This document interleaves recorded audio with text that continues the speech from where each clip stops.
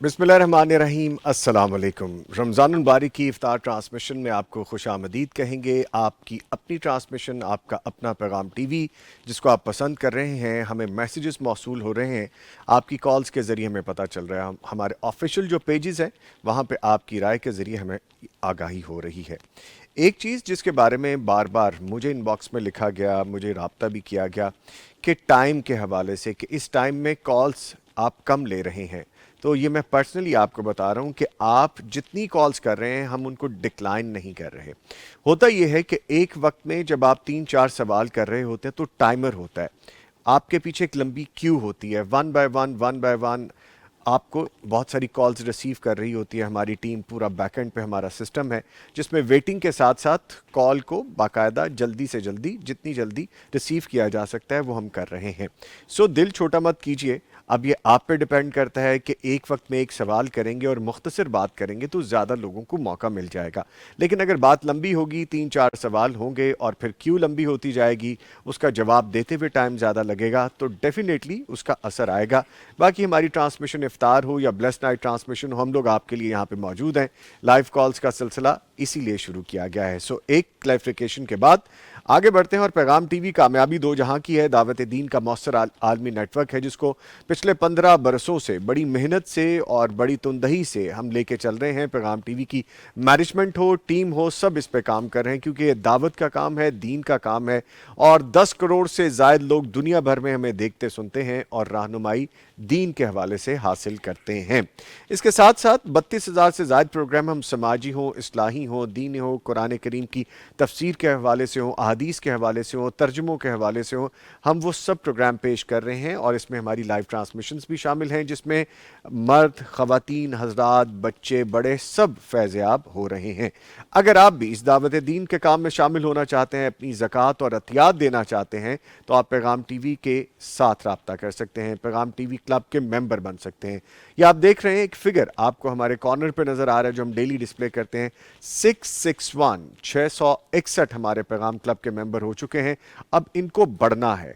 हर आते दिन के साथ, हर आती ट्रांसमिशन में, हर गुजरते वक्त में हमारे नंबर इसलिए बढ़ने चाहिए कि आप जितना कार खैर में हिस्सा लेंगे, दावत दीन के काम में हिस्सा लेंगे, ये हिस्सा आपके लिए तोशाए आखिरत हो जाएगा। ना सिर्फ आपके लिए बल्कि आपकी फैमिलीज़ के लिए, आपके वो आबाओ अजदाद, वो प्यारे जो इस दुनिया से रुखसत हो गए हैं, जिनको आप कुछ ना कुछ पहुंचाना चाहते हैं, सवाब उन तक पहुंचाना चाहते हैं, तो आप पैगाम क्लब के मेंबर बनेंगे। और जो प्यारे आपके पास हैं, मौजूद हैं, उनकी खैर के लिए, उनकी सेहत के लिए, उनकी कामयाबी के लिए, आपकी कामयाबी के लिए, आप जॉब करते हैं, कारोबार करते हैं, उसमें इजाफा और बरकत के लिए, ये सब आपको अल्लाह ताला देंगे अगर आप अल्लाह के दिए में से देंगे। सो इस छोटे से मैसेज के बाद हम आगे बढ़ते हैं और आपको कॉल करने का तरीका बताते हैं। आप हमें कॉल कर सकते हैं।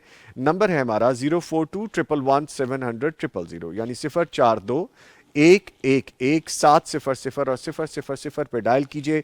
बराए मेहरबानी, जो मैंने आगाज़ में बात की है, आप जितनी मुख्तसर बात करेंगे ज़्यादा कॉल्स रिसीव हो सकेंगी। आप जब कॉल करें तो टीवी का वॉल्यूम बंद कर दें, प्रॉपर तरीके से गुफ्तगू हो जाएगी। पैगाम टीवी के साथ आप राब्ता करना चाहते हैं, इसी नंबर पे होगा। आप अपने सवाल पूछना चाहते हैं, इसी नंबर पे होगा। इसके अलावा हमारे व्हाट्सएप नंबर जो हैं उन पे भी आप राब्ता कर सकते हैं। हमारा आज का फॉर्मेट भी यही है कि हमने अपनी आज की किताब के हवाले से मुस्लिम लाइब्रेरी में जो है वो भी बताएंगे आपको। और हमारा जो आज का टॉपिक है, विरासत में इंसाफ, दिल रखे साफ। देखें कितनी अहम बात है। हमारा दीन इस्लाम खूबसूरत मुकम्मल दीन है जिसमें हर चीज़ की जिम्मेदारी और अहमियत बताई गई है। सो विरासत के हवाले से बहुत से इबहम आज भी पाए जाते हैं, उनको कैसे ठीक करना है, दूर करना है। अगर हमारे जहन में कोई ऐसी बात है जिसके बारे में आप जानना चाहते हैं, आप कॉल के ज़रिए हमसे पूछ सकते हैं और अपनी ट्रांसमिशन में हम इसी टॉपिक पे बात करेंगे। मौजूद मेहमान स्टूडियोज़ में मौजूद हैं। पहले तारुफ करवाता हूँ, हमारे साथ मौजूद हैं तलावत कुरान करीम के लिए कारी इश्तियाक अहमद साक़ी साहब। कारी साहब को खुश आमदीद कहेंगे। कारी साहब अस्सलाम वालेकुम। वालेकुम अस्सलाम। कैसे हैं कारी साहब? अच्छे, अल्लाह का फजल। माशाल्लाह। और इनके साथ मौजूद हैं गोल्ड मेडलिस्ट, मेंबर मरकज़ी मजलिस आमला पाकिस्तान तिबी कॉन्फ्रेंस, हकीम अजीज़ुर रहमान साहब। हकीम साहब को भी वेलकम करेंगे। सर अस्सलाम वालेकुम। वालेकुम अस्सलाम खैरियत से रहमतुल्लाहि सर? व बरकातहू। अल्लाह के करम जी, माशाल्लाह माशाल्लाह। और इनके साथ एक और اور بڑی قداور شخصیت موجود ہیں، شیخ الحدیث ہیں، ماہر علم وراثت ہیں۔ جب بھی ہم ان کو مدعو کرتے ہیں وراثت کے حوالے سے کوئی بھی ابہام ہو اس کو کلیئر کر کے جاتے ہیں۔ آج بھی تفصیلاً گفتگو کریں گے فضیلت الشیخ ابو نعمان بشیر صاحب، ان کو خوش آمدید کہیں گے۔ السلام علیکم شیخ، السلام ورحمۃ اللہ، کیسے ہیں؟ بارک اللہ خیریت سے؟ فیکم۔ رمضان الحمدللہ کیسا جی، آپ کا گزرا؟ الحمدللہ ماشاء اللہ جی۔ ماشاء اللہ، ٹھیک ہے جی۔ اس کے ساتھ آپ کو یہ بھی بتائیں کہ آپ پیغام ٹی وی کے ساتھ تعاون کرنے والوں میں جیسے شامل ہو سکتے ہیں، آپ ہمارا ایک پروگرام سپانسر کر سکتے ہیں، ہماری نشریات سپانسر کر سکتے ہیں، کوئی سیگمنٹ سپانسر کر سکتے ہیں، آپ 5 منٹ بھی سپانسر کر سکتے ہیں، ہے نا مزے کی بات۔ تو اسی طرح آپ پیغام کلب کے ممبر بنے یا تعاون کرنے والوں میں شامل ہو، تو ہمیں آج کی نشریات میں تعاون کرنے والوں میں کون کون ہیں جان لیجئے۔ صوفی گروپ آف انڈسٹریز شامل ہیں، سلوا بناسپتی اینڈ کوکنگ آئل بنانے والے شامل ہیں، روبی فوم بنانے والوں نے اشتراک کیا ہے، U M T A I powered education انہوں نے تعاون کیا ہے، دارالسلام انٹرنیشنل جو ہمیں ڈیلی مسلم لائبریری کی ایک کتاب کے حوالے سے بتاتے ہیں، یہ دارالسلام انٹرنیشنل کا سپانسرڈ ہے، فیملی فروٹ پروڈکٹس اور حسین حبیب پرائیویٹ لمیٹڈ کے تعاون سے یہ ٹرانسمیشن آپ تک پہنچائی جا رہی ہے۔ اور اب بڑھتے ہیں قاری صاحب کی جانب۔ قاری صاحب سے گزارش کرتے ہیں کہ تلاوت قرآن کریم سے آغاز کیجئے، پھر آگے بڑھیں گے۔ اعوذ باللہ من الشیطان الرجیم،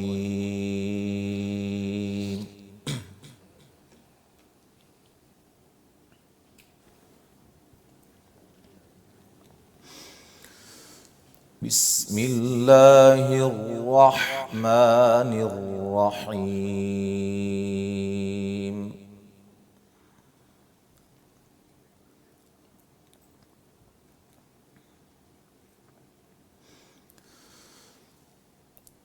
یا ایہا الذین آمنوا کونوا قوامین بالقسط شہداء للہ،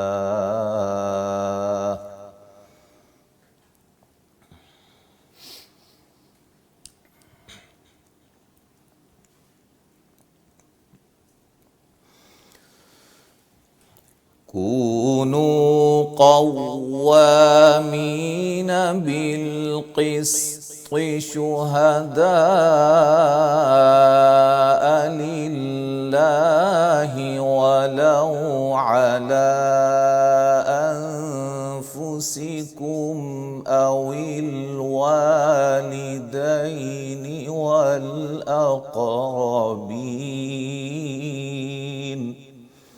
سبحان اللہ، سبحان اللہ۔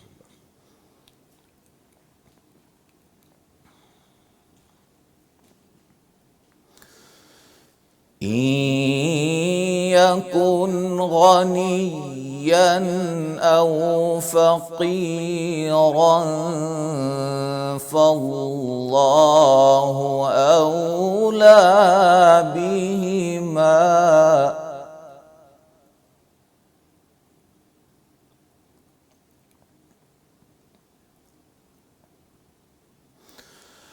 فلا تتبعوا الهوى أن تعدلوا وإن تلووا أو تعرضوا فإن الله كان بما تعملون خبيرا۔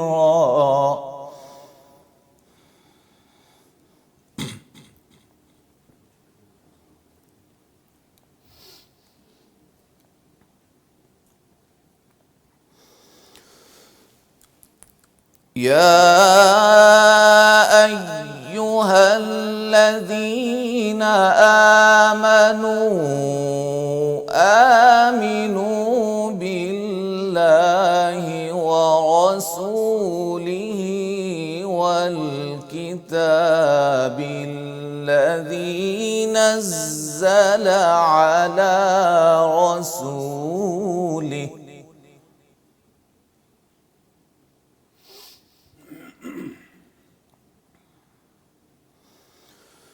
والكتاب الذي نزل على رسوله والكتاب الذي أنزل من قبل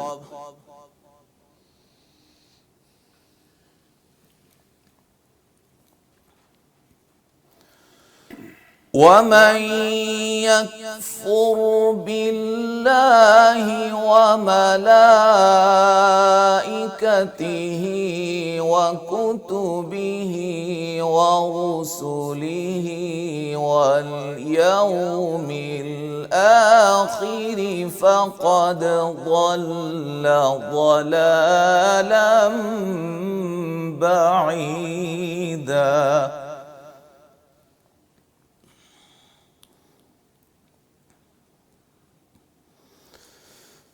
إن الذين آمنوا ثم كفروا ثم آمنوا ثم كفروا ثم ازدادوا كفرا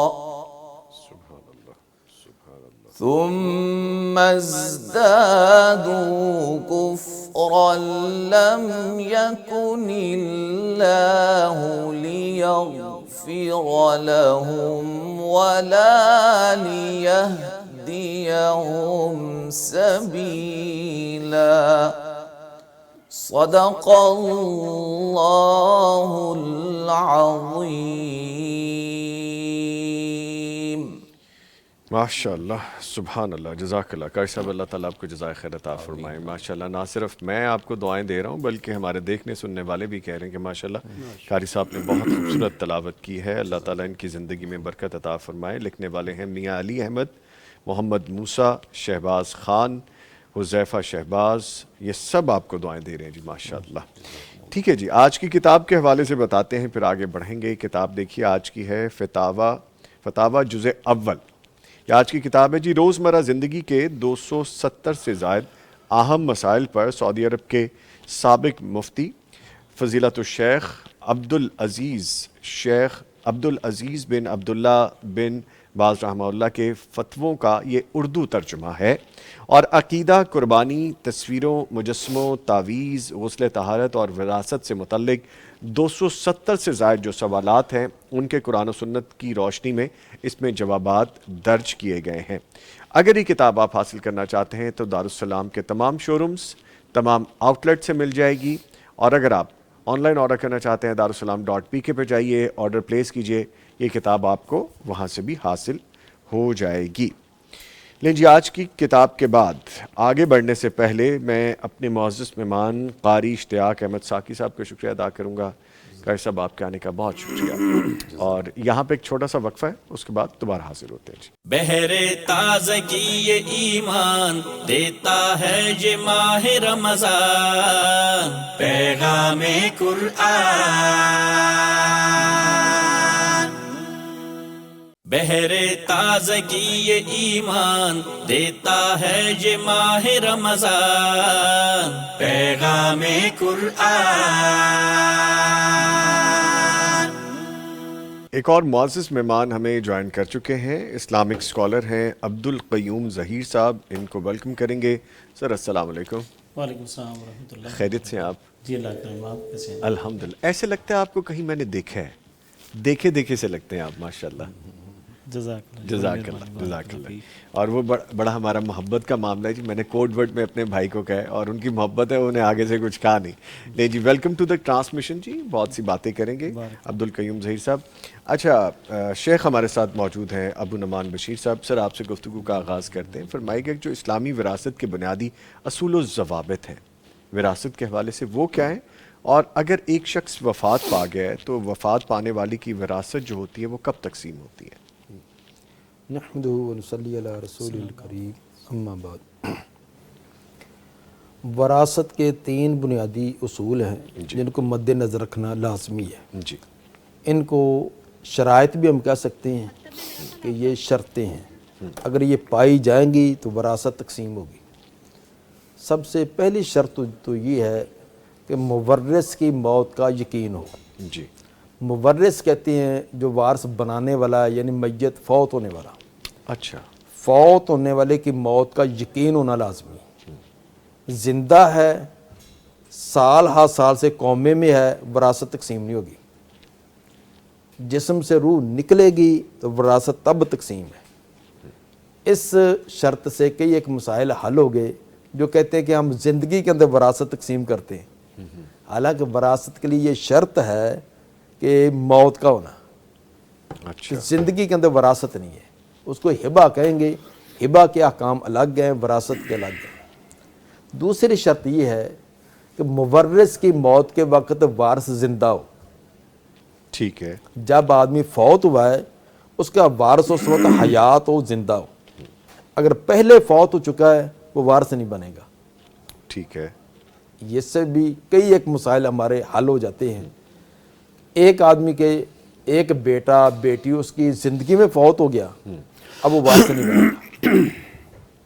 تو جو زندہ ہے، پہلے فوت ہونے والا سال پہلے فوت ہوا، مہینہ ایک دن پہلے فوت ہوا، تو اس کے فوت ہونے کے بعد کوئی 10 منٹ بعد بھی فوت ہو جائے وہ وارث بنے گا۔ یہ شریعت کا ایک اصول ہے، ٹھیک ہے، اس کو بھی شرط کہتے ہیں۔ تیسری شرط یہ ہے کہ کوئی موانع نہ پایا جائے، کہ ایسی رکاوٹ نہ ہو کہ جس کی وجہ سے وہ وارث نہیں بن سکتا۔ کچھ اسباب ہیں جن کے پائے جانے کی وجہ سے وارث کو وراثت سے محروم کر دیا جاتا ہے۔ اچھا مثلا ان میں سے ایک تو ہے قتل۔ ہاں قاتل جو ہے یہ مقتول کا وارث نہیں بنے گا، کتنا بھی اس کا کلوز رشتہ ہے، بیٹا ہو، بھائی ہو، کوئی جی۔ بھی ہو۔ حدیث میں ہے کہ لا یارث القاتل الشیء، قاتل کسی شے کا بھی وارث نہیں ہے۔ تو اسلام نے جیسے ممنوع کام، حرام کاموں سے روکا ہے، جو اس کی طرف اسباب اور ذرائع ہیں ان پر بھی پابندی لگائی ہے، ٹھیک ہے، تاکہ کوئی اس لالچ طمع میں آ کر اپنے رشتہ دار کو ٹھکانے لگائے کہ اس کو قتل کر دیں یا کروا دیں تاکہ تمام جائیداد پر میں قبضہ کروں۔ تو شریعت نے یہ راستہ ہی بند کر دیا کہ اگر ثابت ہو جائے کہ اس نے قتل کیا ہے وہ اس کا وارث نہیں بنے گا۔ دوسرا معنی یہ ہے کہ اختلاف دین، ایک مسلمان ہے دوسرا غیر مسلم، ان کے آپس میں وراثت نہیں ہے۔ نبی کا فرمان ہے لا یارث المسلم الکافر ولا الکافر المسلمہ، جی مسلمان کافر کا اور کافر مسلمان کا وارث نہیں ہوگا۔ دونوں میں سے کوئی ایک فوت ہونے والا یا وارث، دونوں میں سے کوئی ایک مسلمان ہے دوسرا غیر مسلم، غیر مسلم کسی بھی وہ تعلق رکھتا ہے تو ان کی بھی وراثت نہیں ہوگی۔ ٹھیک ہے، تیسرا ہے ولد الزنا، زنا کے نتیجے میں پیدا ہونے والا بچہ وہ اس مرد کا وارث نہیں ہے، وہ اس کا باپ نہیں ہے، جب باپ نہیں تو اس کا وارث نہیں ہے۔ ہاں اس بچے کا تعلق اس کی ماں سے ہے، ماں اس بچے کی اور بچہ ماں کا وارث بنے گا، باپ کے ساتھ اس کا تعلق نہیں ہوگا۔ ایک اور بھی معنی بیان کیا جاتا ہے لیکن اس دور میں وہ پایا نہیں جاتا، غلام جو پہلے دور میں تھے کہ جنگ کے اندر جو گرفتار ہونے والے مرد عورتیں ہیں، مردوں کو غلام، عورتوں کو لونڈیاں باندیاں کہا جاتا تھا، تو وہ بھی وارث نہیں ہے۔ تو یہ 4 معنی ہیں، ان کو وراثت نہیں، ان کے علاوہ کوئی معنی نہیں ہے۔ کوئی اپنی طرف سے آنکھ کر دیتے ہیں تو یہ آنکھ کی کوئی شرعی حیثیت نہیں، نہ شرعی حیثیت ہے نہ عدالتی طور پر۔ اچھا، تو آنکھ کرنے سے وہ محروم نہیں ہو سکتا، اس کی نافرمانی اس کی جو وہ اپنی جگہ، لیکن اس طرح کسی کو نا محروم نہیں کیا جا سکتا۔ اچھا، یہ آپ نے ایک یکسر ڈفرینٹ بات بتائی۔ ہم کبھی کبھی جب یہ ڈسکس کرتے ہیں تو لوگ ہمیں کویشچن بھی کرتے ہیں، آنکھ ہم اپنی دنیاوی تعلیم کے مطابق، دنیاوی قانون کے مطابق تو کر رہے ہیں، لیکن ہمارے دین میں کوئی چیز ایسی نہیں ہے، جی جی، وہ پھر بھی وراثت میں حقدار ہاں ہے۔ جی، یہ دنیا میں دنیاوی طور پر بھی تو صرف ایک یہ نا تھانے تک ہوتا ہے۔ تو کوئی کل کوئی ایسا کہ اس نے واردات کر دی ہے، کوئی غلط کام کر دیا ہے تو باپ دکھلائے گا یہ دیکھو جی میں نے آنکھ نامہ دیا ہوا ہے، اظہار لا تعلق کی میں نے کیا عدالت ہوا جو ہے عدالت محروم نہیں کرے گی، نہیں کرے گی، عدالت بھی اس کو وارث بنائے گی، وارث بنائے گی۔ جی۔ ٹھیک ہے، بہت سے کویشچنز دے دیے ابھی شیخ نے، تو ان کی طرف دوبارہ آئیں گے۔ حکیم صاحب ہمارے ساتھ موجود ہیں تو اس کا بھی فائدہ اٹھاتے ہیں۔ حکیم صاحب، ایک تو رمضان چل رہا ہے، ہم سب چاہتے ہیں کہ کھائیں بھی، فٹ بھی رہیں. ہم نے پکوڑے بھی کھانے ہیں، سموسے بھی کھانے ہیں، کچوریاں بھی کھانی ہیں، مرغن غذائیں بھی کھانی ہیں، لیکن ویٹ ہم نے کم کرنا ہے. یہ اس کے اپوزٹ ہے. لیکن جو کویشچن ہے میرا وہ سحری کے حوالے سے کہ کیا رمضان میں سحری جو ہے وہ واقعی ضروری ہے؟ اگر سحری چھوڑ دیں تو صحت پر کیا اثرات پڑتے ہیں؟ بسم اللہ والصلاۃ والسلام علی من لا نبی بعد. سب سے پہلے میں افطار ٹرانسمیشن میں پیغام ٹی وی اور اپنے بھائی نوید نظامی صاحب اور ان کی ٹیم کا شکریہ ادا کرتا ہوں کہ انہوں نے مجھے اس پروگرام میں شرکت کا موقع دیا. Welcome sir, welcome.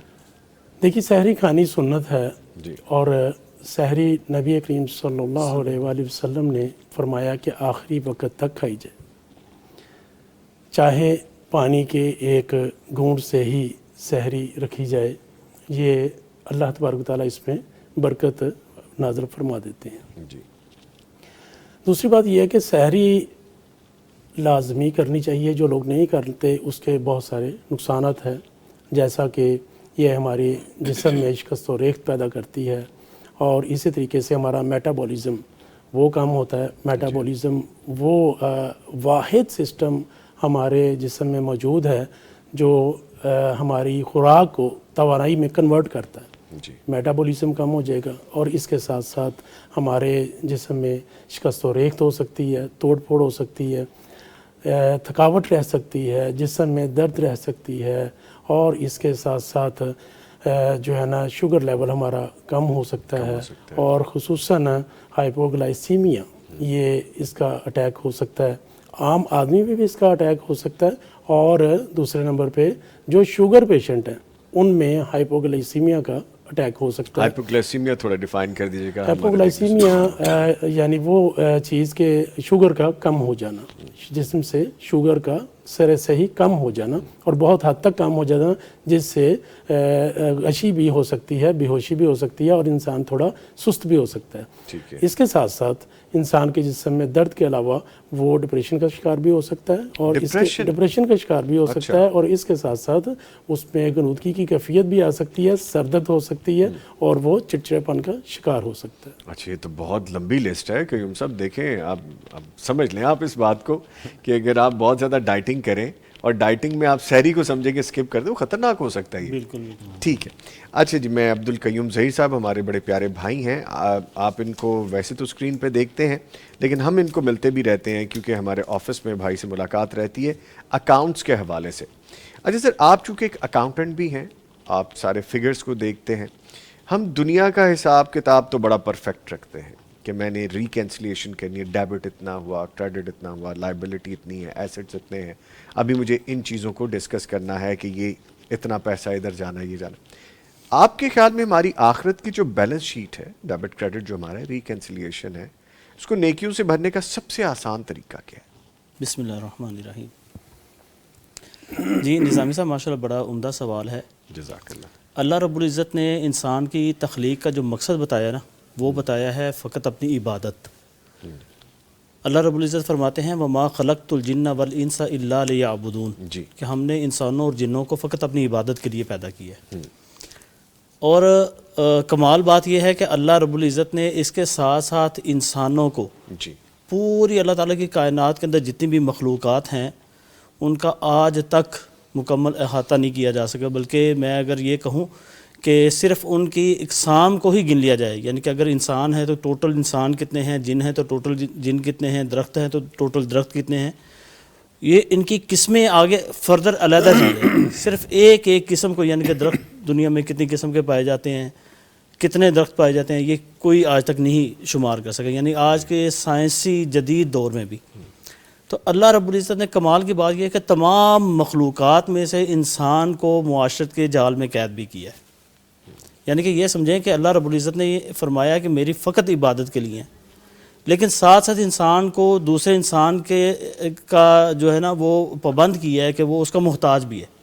جس طرح کہ میں اگر ایک مثال دوں کہ ہم نے جو ایک لباس پہنا ہوا ہے، اس لباس کو پہننے کے لیے ہم کتنے لوگوں کے محتاج ہیں. یعنی ایک سوٹ بنانے کے لیے کتنے قسم کے لوگوں نے، کسان سے لے کر بیج سے لے کر اس کا دھاگا بننے تک، رنگ ہونے تک، سلائی ہونے تک، ہزاروں قسم کے لوگوں کے یعنی ہم محتاج ہیں.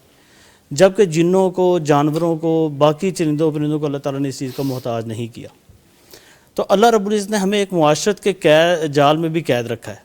اب اگر دیکھا جائے تو بندے کے اوپر دو ذمہ داریاں عائد ہوتی ہیں، ایک حقوق اللہ کی، ایک حقوق العباد کی۔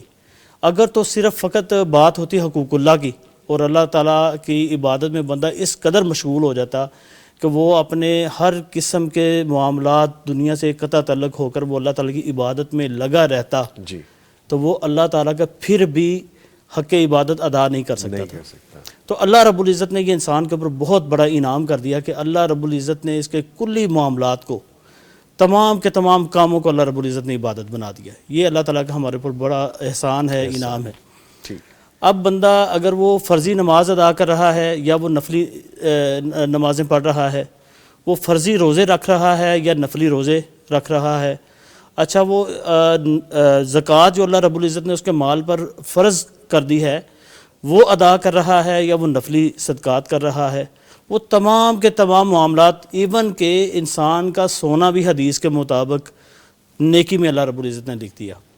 ٹھیک ہے، اور اللہ رب العزت نے اتنی آسانی پیدا فرما دی کہ یہ بندہ اگر اپنے معاملات کو، لوگوں کے ساتھ جی لین دین کو، حسن معاشرت کو، تعلقات کی ادائیگی کو اللہ تعالیٰ کی رضا کے مطابق، نبی علیہ الصلوۃ والسلام کے اصول و ضوابط کے مطابق اگر ادا کرتا ہے تو اللہ رب العزت نے یہ بھی نیکی کے اندر ماشاءاللہ۔ درج کر ٹھیک ہے دیا۔ قیوم صاحب، ایک کالر ہے، ان کو شامل کریں گے۔ جی السلام علیکم۔ جی السلام علیکم۔ وعلیکم السلام ورحمۃ اللہ۔ نعیم شہزاد صاحب ہمیں لاہور سے کال کر رہے ہیں۔ نعیم شہزاد صاحب شکریہ کال کرنے کے لیے۔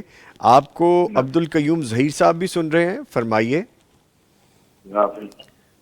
سب کو السلام علیکم ایک طرف سے۔ وعلیکم السلام ورحمۃ اللہ سب کو اپنی زبان میں رکھے اور رمضان کی خیر و برکات سے مستفید فرمائے، آمین اور اللہ اس فرید کی شمع بتا کے امت جو ہے نا روشن رکھے، دن دگنی رات دگنی ترقی عطا فرمائے، آمین یا آپ کی طرف سے جتنی بھی آپ کی کوشش سب قبول فرمائے۔ آمین یا رب میری طرف سے چھوٹا سا ہدیہ ہے جی، 60,000 انشاءاللہ میں جو ہے نا دوں گا میری طرف سے۔ ماشاءاللہ 60,000 روپیز، جی جی 60,000 روپیز۔ بہت شکریہ نعیم بھائی، اللہ تعالیٰ آپ کو جزائے خیر عطا فرمائے، اللہ تعالیٰ آپ کا عطیہ قبول و منظور فرمائے، بارک اللہ فیک۔ بہت شکریہ، بہت شکریہ نعیم شہزاد صاحب، اللہ تعالیٰ آپ کے دیے ہوئے کو اپنی شان کے مطابق آپ کو لوٹائیں، اور اس کی برکتیں آپ کی فیملیز میں اور آپ کے جان و مال میں آپ خود اپنی آنکھوں سے دیکھیں گے انشاءاللہ تعالیٰ۔ بہت شکریہ، آپ نے پیغام ٹی وی کے ساتھ تعاون کیا ہے۔ دیکھیں نا عبد القیوم صاحب، کتنی خوبصورت فیلنگ آتی ہے کہ ایسے لوگ ہیں کہ جو اللہ کے دیے میں سے دیتے ہیں اور پھر عاجز بھی رہتے ہیں، عاجز بھی رہتے ہیں۔ کہ اللہ نے ہمیں توفیق دی ہے الحمدللہ۔ ٹھیک ہے، ٹھیک ہے۔ میں ابو نعمان بشیر صاحب کی جانب آؤں گا۔ اچھا سر، کچھ لوگ اپنی زندگی میں جائیداد کو ٹرسٹ کر دیتے ہیں یا کمپنی کوئی کو منتقل کر دیتے ہیں، جو شرعی وارثوں کو اس کا بینیفیشری یا شیئر ہولڈر مقرر کر دیتے ہیں کہ وہ اس میں شامل ہیں، اور شرط رکھتے ہیں کہ وفات کے بعد وہ صرف نفع لیں گے مگر جائیداد فروخت نہیں کریں گے۔ کیا اس طرح ٹرسٹ یا کارپوریٹ نظام کے ذریعے وراثت کی پیشگی یا انتظامی تقسیم شریعت کی روح سے جائز ہے؟ ٹھیک ہے یہ؟ نہیں، شرعی طور پر یہ طریقہ درست نہیں ہے کہ اپنی زندگی کے اندر اپنی جائیداد جو ہے کسی ادارے کو وقف کر دے اور ان کا کچھ شیئر جو ہے، کچھ منافع جو ہے وہ اپنی ورثاء میں، اور ان ورثاء کے اندر بھی پھر شرعی تقسیم تو نہیں ہوگی، کس اعتبار سے وہ کتنے لیں گے، کیا شرعی تقسیم ان کو ملے گی یا برابر برابر لیں گے؟ جی، پھر وہ جائیداد فوت ہونے کے بعد ان کا حق بنتا ہے وہ اس کو جیسے چاہیں استعمال کریں۔ تو یہ کسی ادارے کو پابند کر دینا کہ انہی کے ملکیت میں رہے گی تو یہ صرف ان سے منافع لیں گے، یہ درست نہیں ہے۔ نہیں ہے۔ تو ویسے بھی زندگی کے اندر یہ تقسیم اس طرح کے نا اپنی جائیداد نہیں کرنی چاہیے، جو شریعت نے سیدھے سیدھے اصول بتلائے ہیں انہی کے مطابق عمل کرنا چاہیے۔ ٹھیک ہے۔ اچھا جی، ابھی جس طرح آپ دیکھ رہے ہیں کہ ہمارے پیغام کلب کے ممبر ہم آپ کو ڈیلی بتاتے ہیں اور ٹرانسمیشن میں وقت چلتا رہتا ہے۔ آج کا فگر ہے ہمارا 663 یعنی 663، اور یہ ممبر بڑھ رہے ہیں اور بڑھنے بھی چاہیے، لیکن مجھے لگتا ہے عبد القیوم صاحب کہ تھوڑی رفتار سست ہو گئی ہے، یا تو رمضان کی وجہ سے بیزی ہیں ہمارے دیکھنے سننے والے، یا شاید ابھی کوئی اور وجہ ہے۔ آپ کو کیا لگتا ہے؟ جی مجھے تو یہ لگتا ہے کہ چونکہ یہ رمضان کا موقع ہے اور اس وقت زکوٰۃ اور صدقات جو ہیں یہ لوگوں کی زیادہ تر توجہ اس طرف ہوتی ہے، اس طرف ہے۔ ٹھیک، جو پیغام کلب ممبر ہے میرے خیال میں وہ لوگ شاید اس وجہ سے ابھی تھوڑے سلو ہیں کہ ابھی جو رمضان کے اندر جو فرائض ہیں زکوٰۃ کو ادا کرنا یا زیادہ سے زیادہ صدقہ نکالنا، اس طرف ان کی توجہ زیادہ ہے میرے خیال میں. انشاءاللہ چلیں کوئی بات نہیں، انشاءاللہ بڑھ جائیں گے، اور ویسے بڑھ بھی رہے ہیں الحمدللہ. تو آپ دیکھتے رہیے جی، اور یہ بھی دیکھیے کہ آپ کے پیغام کلب کے ممبر بننے کے بعد اگر آپ بنے ہیں تو فگر کیا ہے، تو فگر اسی طرح 1 to 1 کاؤنٹ کرتے کرتے انشاءاللہ بڑھے گا. اچھا، حکیم صاحب کی جانب آئیں گے. سر یہ فرمائے گا طب نبوی میں کھجور، دودھ اور شہد کا ذکر آیا ہے، تو سحری میں ان کی غذائی اور طبی اہمیت کیا ہے؟ کہ تینوں چیزیں ہم اپنی سحری میں لے سکتے ہیں حکیم صاحب؟ جی، دودھ، شہد اور کھجور یہ ایک ہی فیملی سے تعلق رکھتے ہیں، اور تینوں میں غذائی خصوصیات بہت زیادہ پائی جاتی ہیں. کھجور ایک ایسی اللہ تبارک و تعالیٰ کی نایاب اللہ تبارک و تعالیٰ کا تحفہ ہے. اس میں آئرن ہے، میگنیشیم ہے، فاسفورس ہے، کیلشیم ہے، زنک ہے اور کاپر ہے، اور اس کے اندر منرلز موجود ہیں. یہ تمام کی تمام ہمارے جسم کے لیے انتہائی ضروری ہے، اور یہ ہماری ہڈیوں کے لیے، ہمارے جسم کے لیے، ہمارے پٹھوں کے لیے کھجور ایک بہت زیادہ اہمیت رکھتی ہے. اس کے ساتھ ساتھ دودھ ایک مکمل غذا ہے، جو کہ جس میں بہت زیادہ رب تعالیٰ نے کیلشیم کی اس میں مقدار رکھی ہے. آپ نے کہا کہ دودھ ایک مکمل غذا ہے. مکمل غذا ہے. میں دونوں مہمانوں کو بھی شامل کرتے ہوئے کہوں گا اگر خالص مل جائے تو یہ بھی ایک مشکل کام ہے نا جی، دودھ حاصل کرنا خالص. دودھ ایک مکمل غذا ہے، اور یہ ہمارے جسم کی ہڈیوں کے لیے، جسم کے لیے انتہائی ضروری ہے. تیسرے نمبر پہ آ جاتا ہے شہد. شہد نبی کریم صلی اللہ علیہ وسلم کا فرمان ہے کہ شہد ایک یہ بھی مکمل غذا ہے، اور ہر بیماری کا اس کے اندر علاج موجود ہے اگر یہ خالص مل جائے. اور یہ بہت ہی زیادہ ملتا بھی ہے، اور یہ انسانی صحت کے لیے بہت زیادہ فائدہ مند ہے. اب آئیے اس بات سحری میں دودھ کا استعمال لازمی کرنا چاہیے، کھجور کا استعمال لازمی کرنا چاہیے. اور میں نے عمومی طور پہ دیکھا ہے کہ بہت سارے ایسے گھرانے ہیں جہاں پہ صبح کے ٹائم کھجور کا استعمال نہیں کیا جاتا، لیکن کچھ ایسے گھر جن کا تعلق دین کے ساتھ جڑا ہوا ہے وہ کھجور کا استعمال کرتے ہیں. اور واقعی دیکھا جائے تو سعودی عرب میں، مکہ المکرمہ میں اور مدینہ المنورہ میں، وہاں پہ کھجور کا استعمال بہت زیادہ بہت مقدار میں ہو رہا ہے، اور بہت ہی اچھی بات ہے. مہمان نوازی کے طور پہ بھی آپ کو کھجور اور قہوہ پیش کیا جاتا ہے. جی بالکل کیا جاتا ہے پلیز. تو یہ چیزیں انسانی صحت کے لیے بہت ہی اچھی ہیں. اب سحری میں جب ان تینوں چیزوں کا ہم مرکب لے لیں یا ان کو علیحدہ ان کو استعمال کر لیں، تو یہ ہمیں تمام دن توانائی مہیا کریں گی، شکست و ریخت ہماری دور ہوگی، ہمارے اندر کچھ ایسا نظام جو ہمارا پٹھوں کا نظام ہے اس کو بہتر کریں گی، اور ہمیں بہت ساری توانائی مہیا کریں گی جس سے میٹابولزم ہمارا بہتر ہوگا. اچھا، کتنی کوانٹٹی لی جا سکتی ہے؟ دودھ کتنا لیا جا سکتا ہے؟ شہد کتنا لیا جا سکتا ہے؟ کھجور کتنی لی جا سکتی ہے، سحری ہو یا افطار ہو؟ اصل میں مسئلہ یہ ہے کہ ہمارے ہاں سحری کا کنسیپٹ جو ہے نا وہ یہ ہے کہ ہم لوگ صرف چند منٹ پہلے اٹھیں گے، اور اٹھتے ہی ہم نے جو سحری ہے وہ مکمل کر لینی ہے، اور اس سحری میں جو کچھ سامنے ہم نے وہ سب کچھ اسی وقت اسی 10 منٹ میں کھانا ہے. حالانکہ کھجور چاہیے کہ ہمیں صبح کے ٹائم سب سے پہلے کم از کم سحری کے وقت ہمیں تہجد کے وقت اٹھ جانا چاہیے، اور 3 کھجور کم از کم لینی چاہیے، 5 بھی لینی چاہیے، 7 بھی لینی چاہیے. لیکن یہ مزاج پہ ڈیپینڈ کرتا ہے کہ آپ کا مزاج کیا ہے. اگر سرد مزاج والے ہیں وہ تو زیادہ بھی کھا سکتے ہیں، گرم مزاج والے جو ہیں وہ 3 کھجور کم از کم لیں، اور یہ ان کی صحت کے لیے بہت بہتر ہے.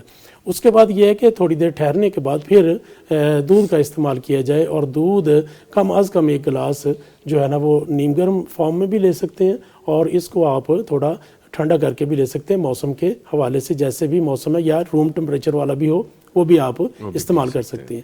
اس کے ساتھ ساتھ شہد ہے، تو شہد میں سمجھتا ہوں کہ آپ 1 چمچ اسی دودھ میں ملا کے شہد کو استعمال کر سکتے ہیں.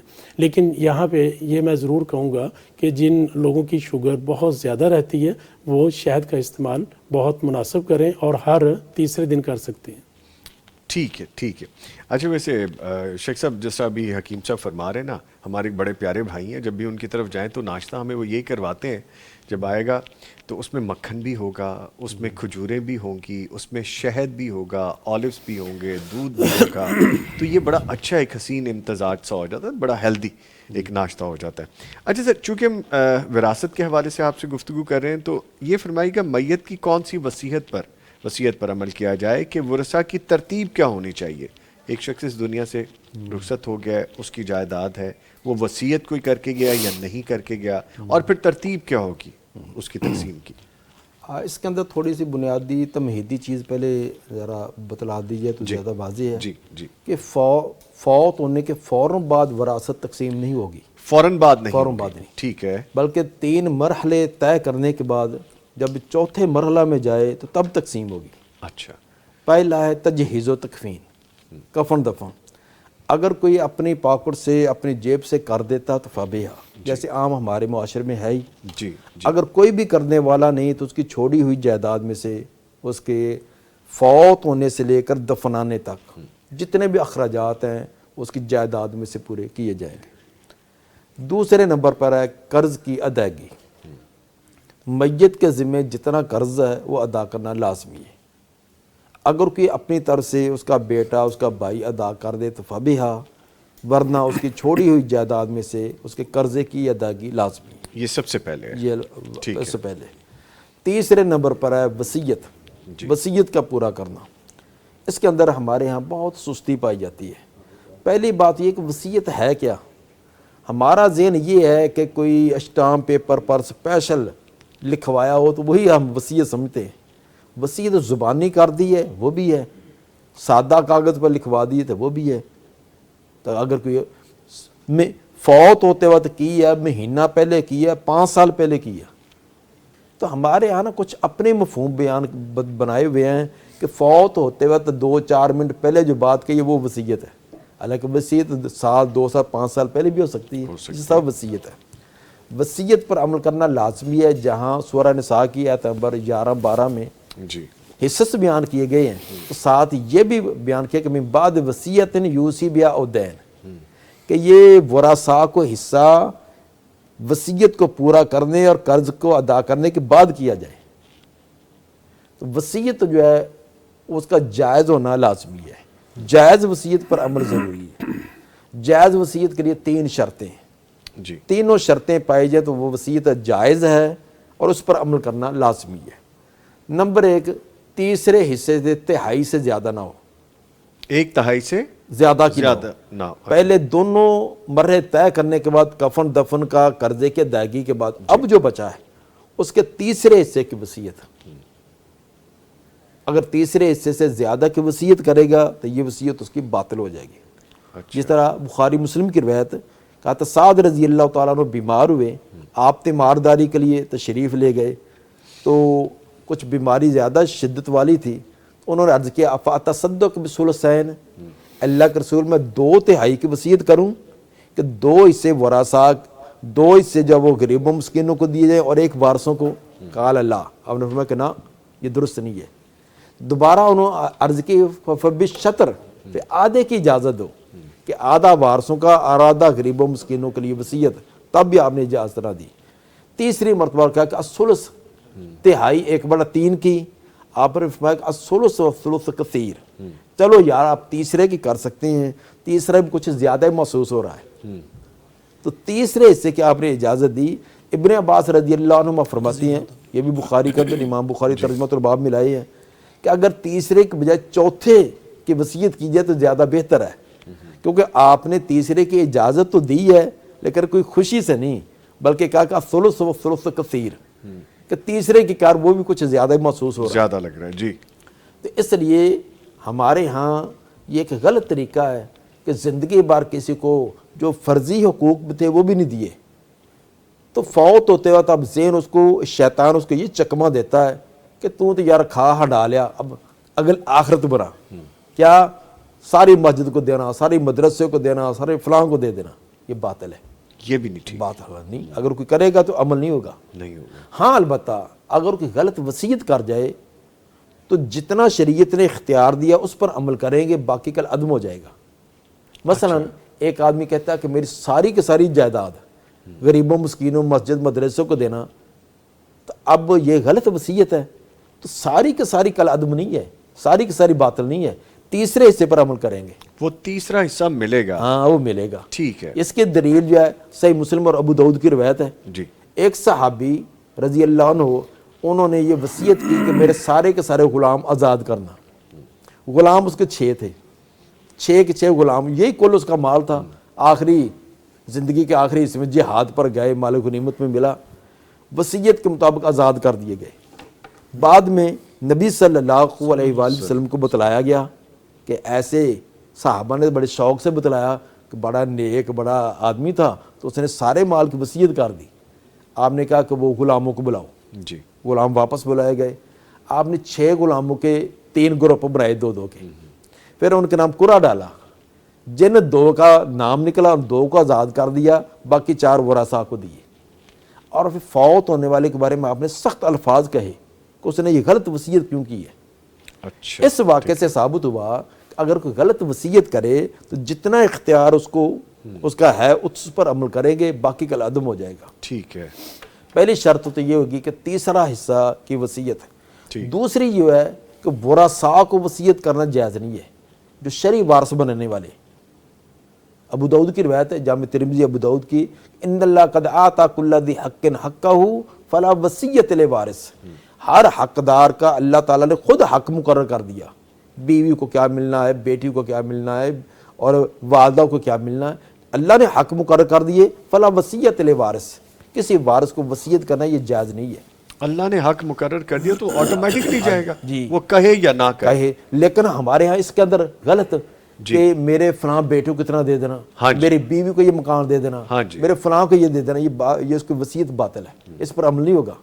کہے بھی لکھ کر بھی دے جائے کہ یہ مکان یہ دکان میرے فلاں کو دے دینا, اگر اس کے شرعی وارث بننے والے ہیں ان کو پر عمل نہیں ہوگا. سوری میں آپ کی بات ہو چک رہا ہوں, ہم یہاں سے کنٹینیو کریں گے. ایک چیز بتائیے کہ اگر اس معاملے میں لوگ آپس میں کیس کر دیتے ہیں, بھائی بہن آپس میں کیس کر دیتے ہیں, مقدمے چل رہے ہوتے ہیں, حق کے لیے پھر وہ کیس کیا جا سکتا ہے, حق کے لیے پھر یہ مقدمے ہو سکتے ہیں کہ جی میرا اتنا حق بنتا تھا لیکن نہیں دیا جا رہا, جیسا آپ فرما رہے ہیں, تو بات اسی طرح ہے. جی.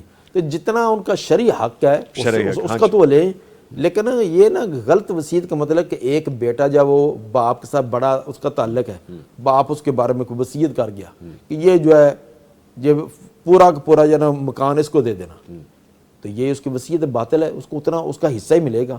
تو اب یہ کوئی اس کو دلیل بنا لے چونکہ ہمارے والد نے یہ کہا تھا اس لیے یہ میرا حق ہے, یہ نہیں ہے. جو شریعت کہہ رہی ہے وہ ہوگا. جن کا شرعی حق ہوگا. تو سر یہاں پہ ایک اور کویسچن بن جاتا ہے کہ اگر باپ اپنے کسی بیٹے یا بیٹی کو مال دیتا جا رہا ہے, باقی بچوں کو نہیں دے رہا, جس طرح آپ ہبہ کی بات کرتے ہیں, وہ بھی غلط ہے, وہ بھی یکساں ہونا چاہیے. اور پھر اگر جائیداد میں کوئی پراپرٹیز نام کرتا جا رہا ہے, وہ بھی غلط ہے, وہ بھی ناجائز ہے. تو اس بارے میں اصل کے اندر وہ صحیح بخاری کی روایت مشہور واقعہ ہے کہ نعمان بن بشیر رضی اللہ تعالیٰ عنہ اپنے بیٹے نعمان کو لے کر آئے کہ اللہ کے رسول میں نے اپنے اس بیٹے کو ایک غلام دیا خدمت کے لیے, تو آپ گواہ بن جائیے. آپ نے فرمایا کہ اور اپنے بیٹوں کو بھی غلام دیے؟ نہیں اللہ کے رسول ان کو تو نہیں دیے. آپ نے فرمایا کہ ایسی ظالمانہ تقسیم پر میں گواہ نہیں بنوں گا, ظالمانہ تقسیم پر. واضح اس وقت فرمایا تھا کہ اعدلوا بین اولادکم, اپنے اولاد کے درمیان انصاف کرو. تو یہ کسی کو نواز دینا اور کسی کو محروم کر دینا, اصل کے اندر اولاد کے درمیان بہن بھائیوں کے درمیان عداوت اور دشمنی کا سبب والدین بنتے ہیں. ٹھیک. کیوں؟ ایک کو بہت نواز دیا, ایک کو بالکل دھکا دے دیا. شادی پر ایک ہی شادی کی ہے تو اس پر بہت اخراجات, اس کا 10 تولے سونا بنا دیا, دوسرے کو 2 تولے دے دیے. ایک ہی شادی پر بڑا حال بک رہا فلاں کیا یہ, تو دوسرے کو سکے تھے ملوایا. تو کیسے پھر اب کیسے ان کے آپس میں رہے گا؟ بہن بھائیوں کو تو عداوت پیدا ہوتی ہے. تو اس لیے والدین کو چاہیے کہ انصاف کریں. ہاں یہ تو فرق ہو سکتا ہے کہ مثلا ایک جو ہے وہ ڈاکٹر ہے, اچھی پڑھائی کرتا ہے, اس کے اخراجات اور ہیں, دوسرا جو وہ ریڈی لگاتا دکان, اس کے اخراجات کھانے پینے کے, لیکن کوئی جائیداد دینی ہے وہ یکساں ہوں گی. اس کا یکساں ہوں گی. اور اگر والد اور کوئی اولاد ایسے کر رہے تو دونوں گناہ گار ہو رہے ہیں. جی بالکل ٹھیک ہے. ٹھیک ہے. ابھی میرے خیال میں اس پہ اور مزید بھی بات ہو سکتی ہے, لیکن حکیم صاحب بڑی دیر سے خاموشی سے روزہ اپنا بچا رہے ہیں. ٹھیک ہے, مجھے زیادہ بولنا نہ پڑے, لیکن ہم آپ کو شامل کریں گے سر اس میں. اچھا یہ فرمائیے کہ جو سحری میں ایسی کون سی غذائیں شامل کی جائیں جو دن بھر توانا اور قائم رکھے, وہ آپ کہہ رہے ہیں کہ ٹوٹ پھوٹ کا شکار نہ ہو بندہ, انرجی لیول ذرا بہتر رہے.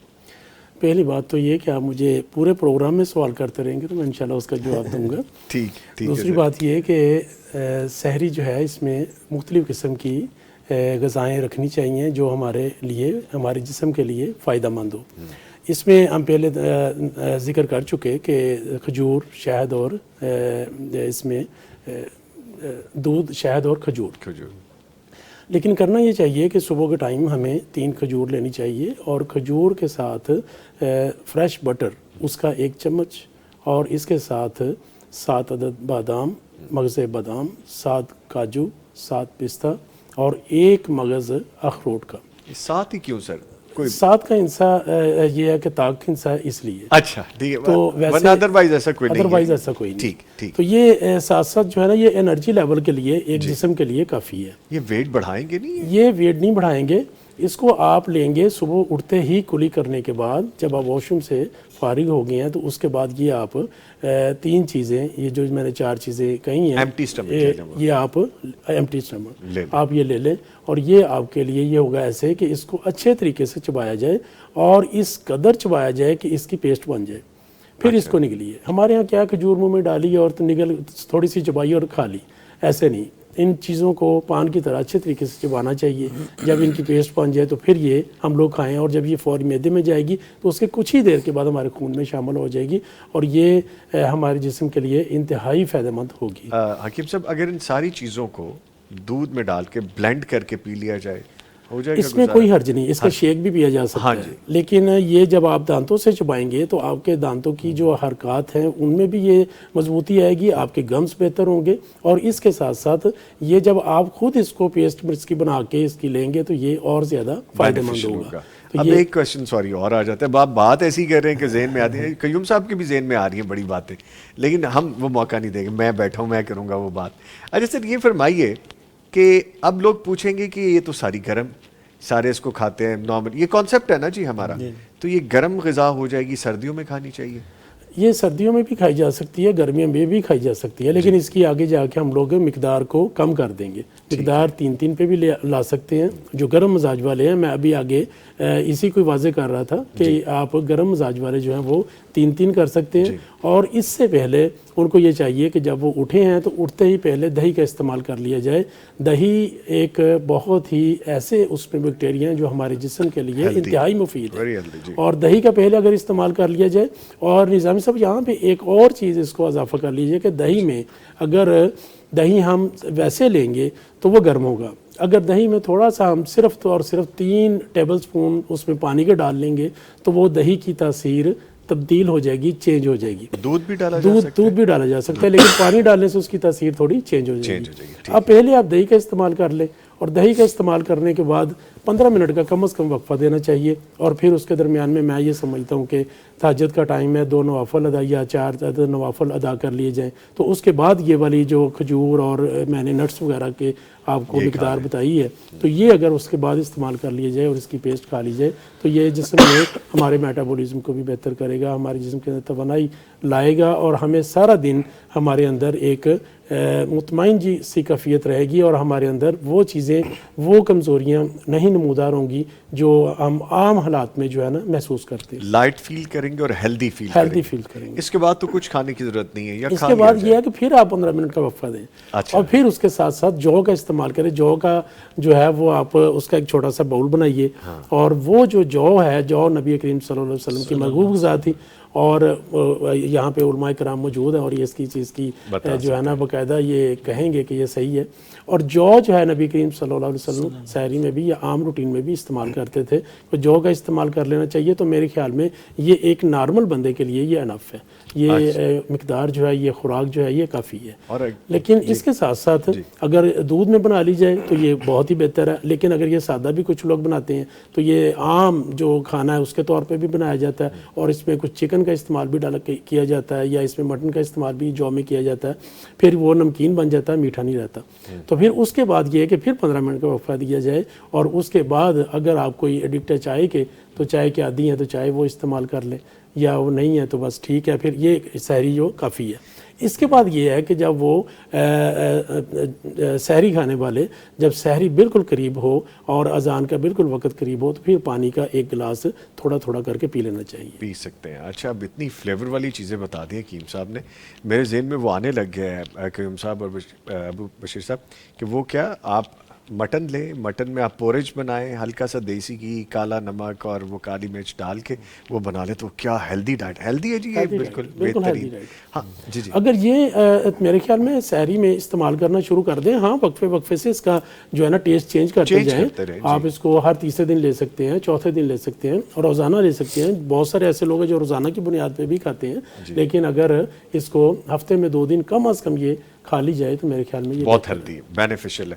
لیکن بریک پہ جانا ہے, لیکن یہ ذہن میں رکھیں کہ حکیم صاحب بالکل یہ نہیں کہہ رہے کہ 6 پراٹھے کھا لیں, 5-6 انڈے کھا لیں اور پھر 2-4 گلاس پانی کے پی کے کہیں کہ ہاں اب روزہ اچھا گزرے گا. وہ پھر اللہ ہی بہتر جانتا ہے کہ کیسا روزہ گزرے گا.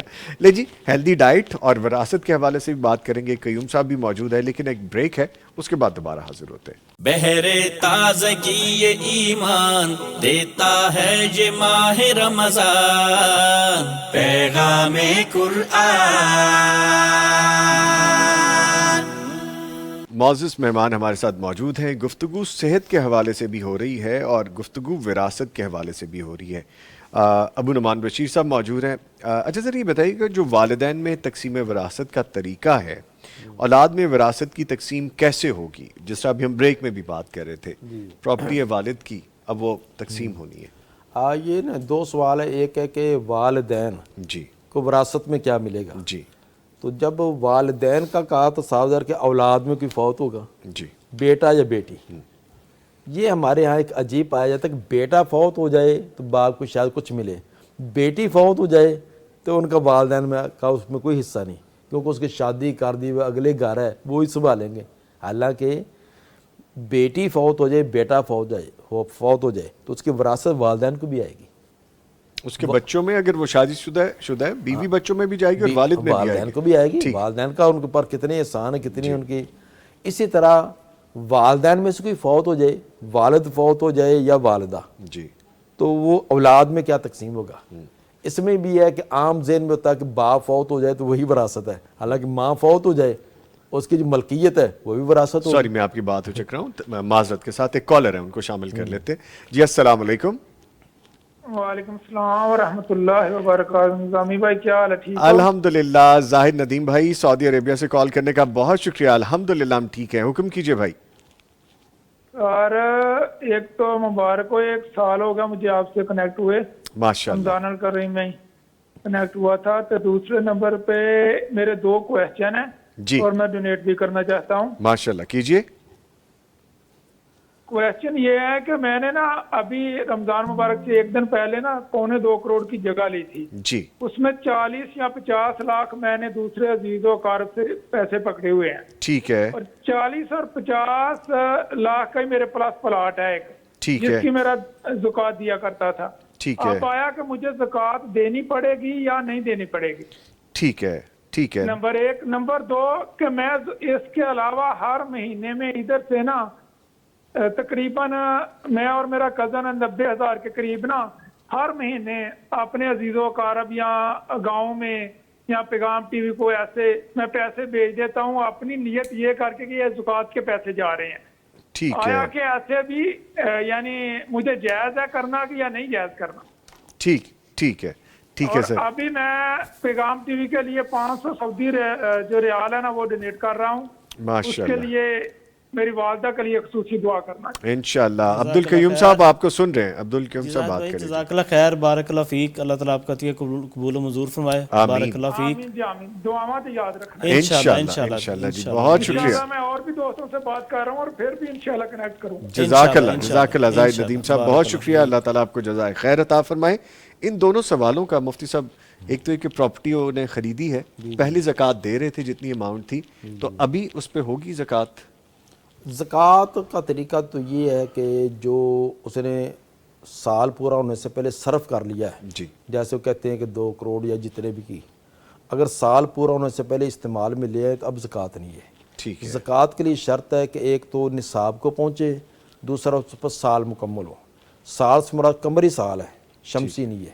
تو یہ 1 سال مکمل ہو جائے. اگر اس سے مکمل ہونے سے پہلے اس نے کوئی پلاٹ خرید لیا ہے, کوئی پلازا خرید لیا ہے, تو فوری استعمال میں آ گیا, اب اس پر زکوٰۃ نہیں. اگر سال گزر چکا تھا بعد میں خریدا ہے تو تو پھر اس پر زکوٰۃ ہے. اور وہ کہہ رہے ہیں ہر مہینے میں زکوٰۃ کی نیت سے تھوڑا ہاں تھوڑا باقی نکالتا کہ رہتا ہے. زکوٰۃ کا پہلے سال پورا ہونے پر وہ پورا کا حساب کر لے کہ میری اتنے ہزار بنتی ہے, وہ اس کو یکمشت دے, آہستہ آہستہ دے جیسے. تو یہ نا اس کے لیے وقت مقرر متعین نہیں ہے. جیسے نماز ہے نا اس کے لیے ایک وقت مقرر ہے, لیکن زکوٰۃ کے لیے پہلے بھی دی جا سکتی ہے, سال پورا ہونے سے پہلے بھی. تو اسی طرح پورا سال دیتے رہیں. ٹھیک ہے. اچھا سر, وہ جواب بیچ میں رہ گیا تھا کہ اولاد میں جب وراثت تقسیم ہوگی, والد اگر اس دنیا سے رخصت ہوگی, اولاد کی 4 ممکنہ صورتیں ہوتی ہیں. جی. اگر باپ فوت ہو جائے یا ماں فوت ہو جائے تو اولاد کو کیا ملے گا؟ جی. اولاد کی 4 ممکنہ صورتیں ہیں. یا تو ایک بیٹی ہوگی, صرف ایک بیٹی ہے, یا بیٹیاں ہیں ایک سے زیادہ ہے, کوئی بیٹا ساتھ نہیں ہے. تیسری ممکنہ صورت یہ کہ بیٹے اور بیٹیاں دونوں قسم کی اولاد ہیں. اور چوتھی ممکنہ صورت یہ کہ صرف بیٹے ہوں. اگر کسی کی اولاد ہے تو ان 4 صورتوں میں سے کوئی ایک صورت ہوگی. نمبر 1, اگر ایک ہی بیٹی ہے تو اس کو کل جائیداد کا آدھا حصہ ملے گا 1/2. لیکن اس کے اندر وہ پہلی تینوں صورتیں ذہن میں رہیں, کفن دفن کا خرچہ نکال کر, قرضے کی ادائیگی نکال کر اور وصیت پوری کر کے اب جو بچے گا اس کا ہاف جو ہے وہ بیٹی کو ملے گا. سورہ نساء کی آیت نمبر 11 فرمایا فَإِنْ كَانَتْ وَاحِدَةً فَلَا نِصْف, اگر بیٹی ایک ہے تو اس کو نصف 1/2 ملے گا. دوسری صورت کہ اولاد میں صرف بیٹیاں ہیں لیکن ایک سے زیادہ ہیں, 2 ہیں, 3 ہیں, 4 ہیں, 5 ہیں, جتنی بھی ہیں, ان کو ملے گا 2/3, 2/3.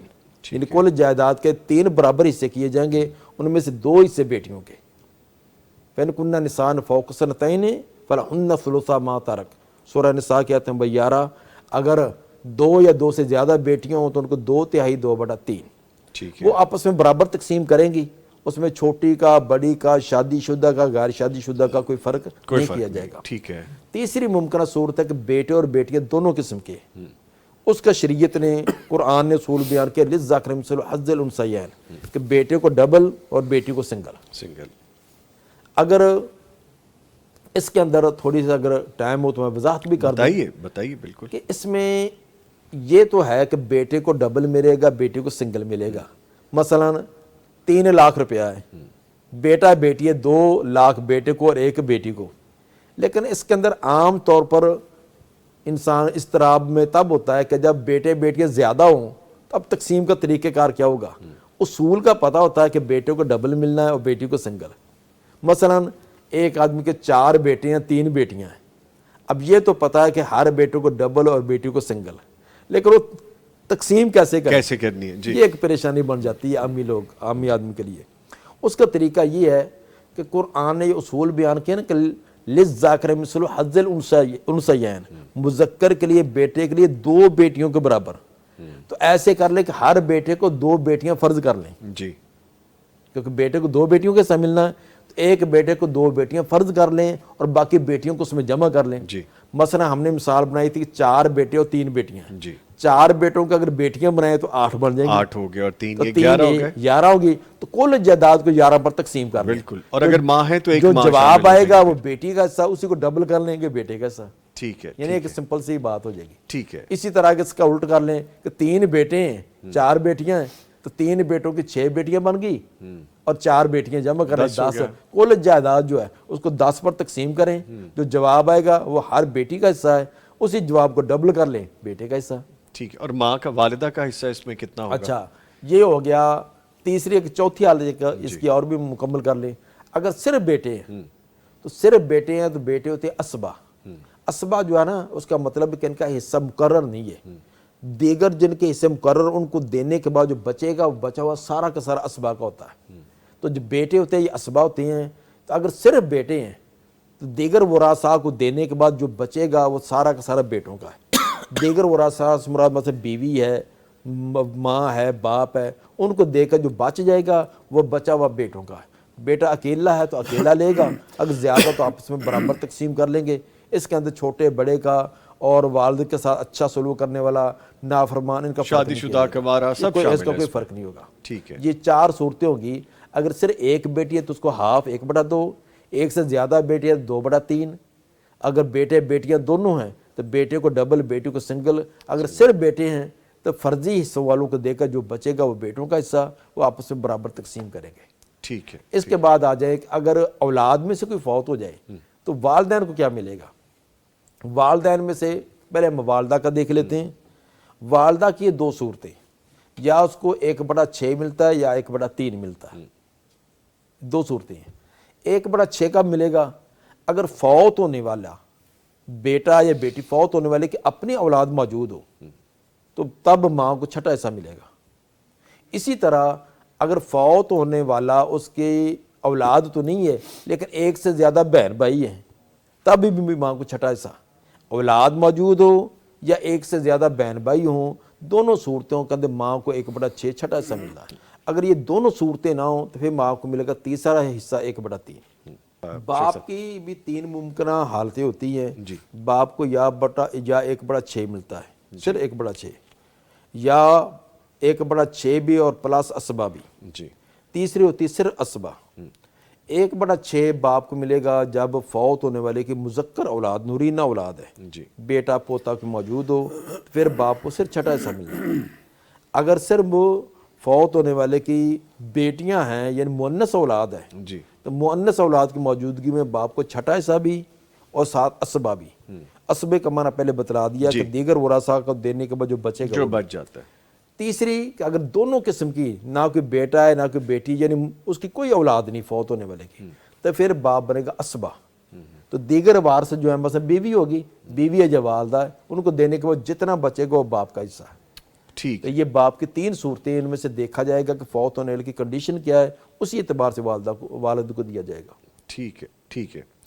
ٹھیک ہے جی. اچھا حکیم صاحب یہ فرمائے گا کہ جو جیسے ہم بات کر رہے تھے کہ وہ دلیے کے حوالے سے، تو اس میں کچھ ایڈیشن ابھی تھا، مجھے لگتا ہے بات انکمپلیٹ سی تھی، ہم وہاں سے ری جوائن کرتے ہیں پھر آگے بڑھتے ہیں. جی میں وہاں پہ یہ کہہ رہا تھا کہ ہمیں ان چیزوں کے ساتھ ساتھ ہاف بوائل انڈے کا استعمال جو ہے نا وہ بھی ایک کر لینا چاہیے. تمام لوگوں کو جتنے بھی گھر کے فرد ہیں وہ 1 انڈا استعمال کر سکتے ہیں. ہاں یہاں پہ اگر کسی کو کوئی ایسی بیماری ہے یعنی کہ کسی کو الرجی ہے یا کوئی اس طرح کا کوئی ایشو ہے تو وہ انڈا کا استعمال نہ کریں. باقی ہے کہ تمام لوگ ہاف بوائل انڈا ایک ڈیلی کھا سکتے ہیں اور وہ بہت ہی زیادہ ان کے لیے انرجیٹک ہوگا انشاءاللہ. ٹھیک ہے. عام اگر سادی زبان میں لیں، ایک عام آدمی لے مین جس نے روٹی کھانی ہے، جس نے سالن کھانا ہے، وہ سحری کیا کرے؟ سادی بالکل، جو ان چیزوں کی طرف نہیں جاتا. یہ جو لوگ ہیں جب صبح کے ٹائم سحری کرتے ہیں اور عام جس کی جو ہے نا وہ پہنچ پہ نہیں ہے، وہ صرف روٹی کا ہی استعمال کرتے ہیں، تو ان کو چاہیے کہ وہ صبح کے ٹائم کچھ لوگ اس میں دہی کا بھی استعمال کرتے ہیں، ہاں کچھ لوگ اس میں جو ہے نا وہ چائے کافی کا بھی استعمال کرتے ہیں. تو میرے خیال میں ان کو یہ طبی نقطہ نظر سے یہ چاہیے کہ وہ صبح کے ٹائم پہلے اٹھیں، اور پہلے اٹھنے کے بعد پہلے دہی کا استعمال، جیسے پچھلے بھی میں ذکر کر چکا ہوں، دہی کا استعمال پہلے کریں، پھر 10-15 منٹ کا وقفہ دیں. ہم لوگ کیا کرتے ہیں کہ پہلے دہی کا استعمال ساتھ ہی سالن کے ساتھ روٹی کا استعمال کر لیتے ہیں اور ساتھ ہی دہی کا استعمال کر لیتے ہیں اور اس کے ساتھ ہی چائے کا استعمال کر لیتے ہیں. تو یہ کوئی تک نہیں بنتی اور اس کا کوئی طبی نقطہ نظر سے جسم پہ کوئی اچھے پازیٹیو اس کے اثرات نہیں ہیں. ہمیں چاہیے کہ صبح پہلے دہی کا استعمال کرنے کے بعد پہلے اٹھیں، دہی کھائیے، دہی کھانے کے بعد پھر نوافل کا کچھ اہتمام کر لیا جائے تاکہ اتنی دیر میں دہی جو ہے نا وہ تھوڑا ابزارو ہو جائے، باڈی ہماری ابزارو کر لے. اس کے بعد پھر 10-15 منٹ کے بعد ہمیں چاہیے کہ جو بھی گھر کا کھانا بنا ہوا ہے، سالن بنا ہوا، اس کے ساتھ روٹی کا استعمال کر لیا جائے. عمومی طور پہ ہمارے گندم کا استعمال ہوتا ہے، تو جو لوگ گندم ہی استعمال کرتے ہیں اور وہ شوگر پیشنٹ نہیں ہے تو وہ گندم کا استعمال، گندم کی روٹی چھوٹی کھا سکتے ہیں. لیکن ہمارے یہاں ایک بہت ہی چیز رائج ہے کہ ہم لوگ یہ سمجھتے ہیں کہ صبح کے ٹائم ہم 2 سے 3 پراٹھے، 1 پراٹھا، 2 پراٹھے، 3 پراٹھے نہ کھا لیں تو دن نہیں گزرتا. روزہ تقوی کا نام ہے اور نبی کریم صلی اللہ علیہ وسلم نے فرمایا روزہ تقوی کے ساتھ گزرتا ہے، روٹی کے ساتھ نہیں گزرتا. اور تقوی جو ہے نا یہی کافی ہے روزے کے لیے. لیکن اگر وہاں پہ ہم پراٹھوں کا استعمال کریں تو یہ ہمارے جسم میں مختلف تبدیلیاں پیدا کرتی ہیں.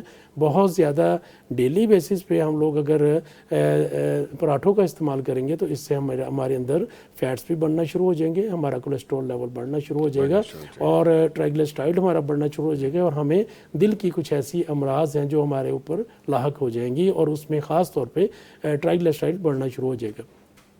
تو بہتر یہ ہے کہ صبح کے ٹائم دہی کا استعمال کرنا چاہیے. دہی کرنے کے 10-15 منٹ بعد پھر آپ خشک چپاتی لیں. اگر بالکل ہی آپ کی روٹین ہے تو آپ اس کو جو ہے تھوڑا سا گھی لگا لینا چاہیے. لیکن میں یہاں پہ یہ ضرور ناظرین کرام کو کہوں گا کہ دیسی گھی کا استعمال کریں, اور دیسی گھی ہماری صحت کے لیے بہت بہتر ہے. ہمارے بڑے دیکھیے, ہمارے بزرگ جتنے بھی گزر چکے ہیں وہ سارے دیسی گھی کا ہی استعمال کرتے ہیں. ہم لوگ یہ کہتے ہیں کہ ہم نے آئل یوز کرنا ہے, ہمارا ہارٹ کا مسئلہ بن جائے گا. حالانکہ دیسی گھی ہمارے صحت کے لیے, ہمارے دل کے لیے بہت ہی بہتر ہے.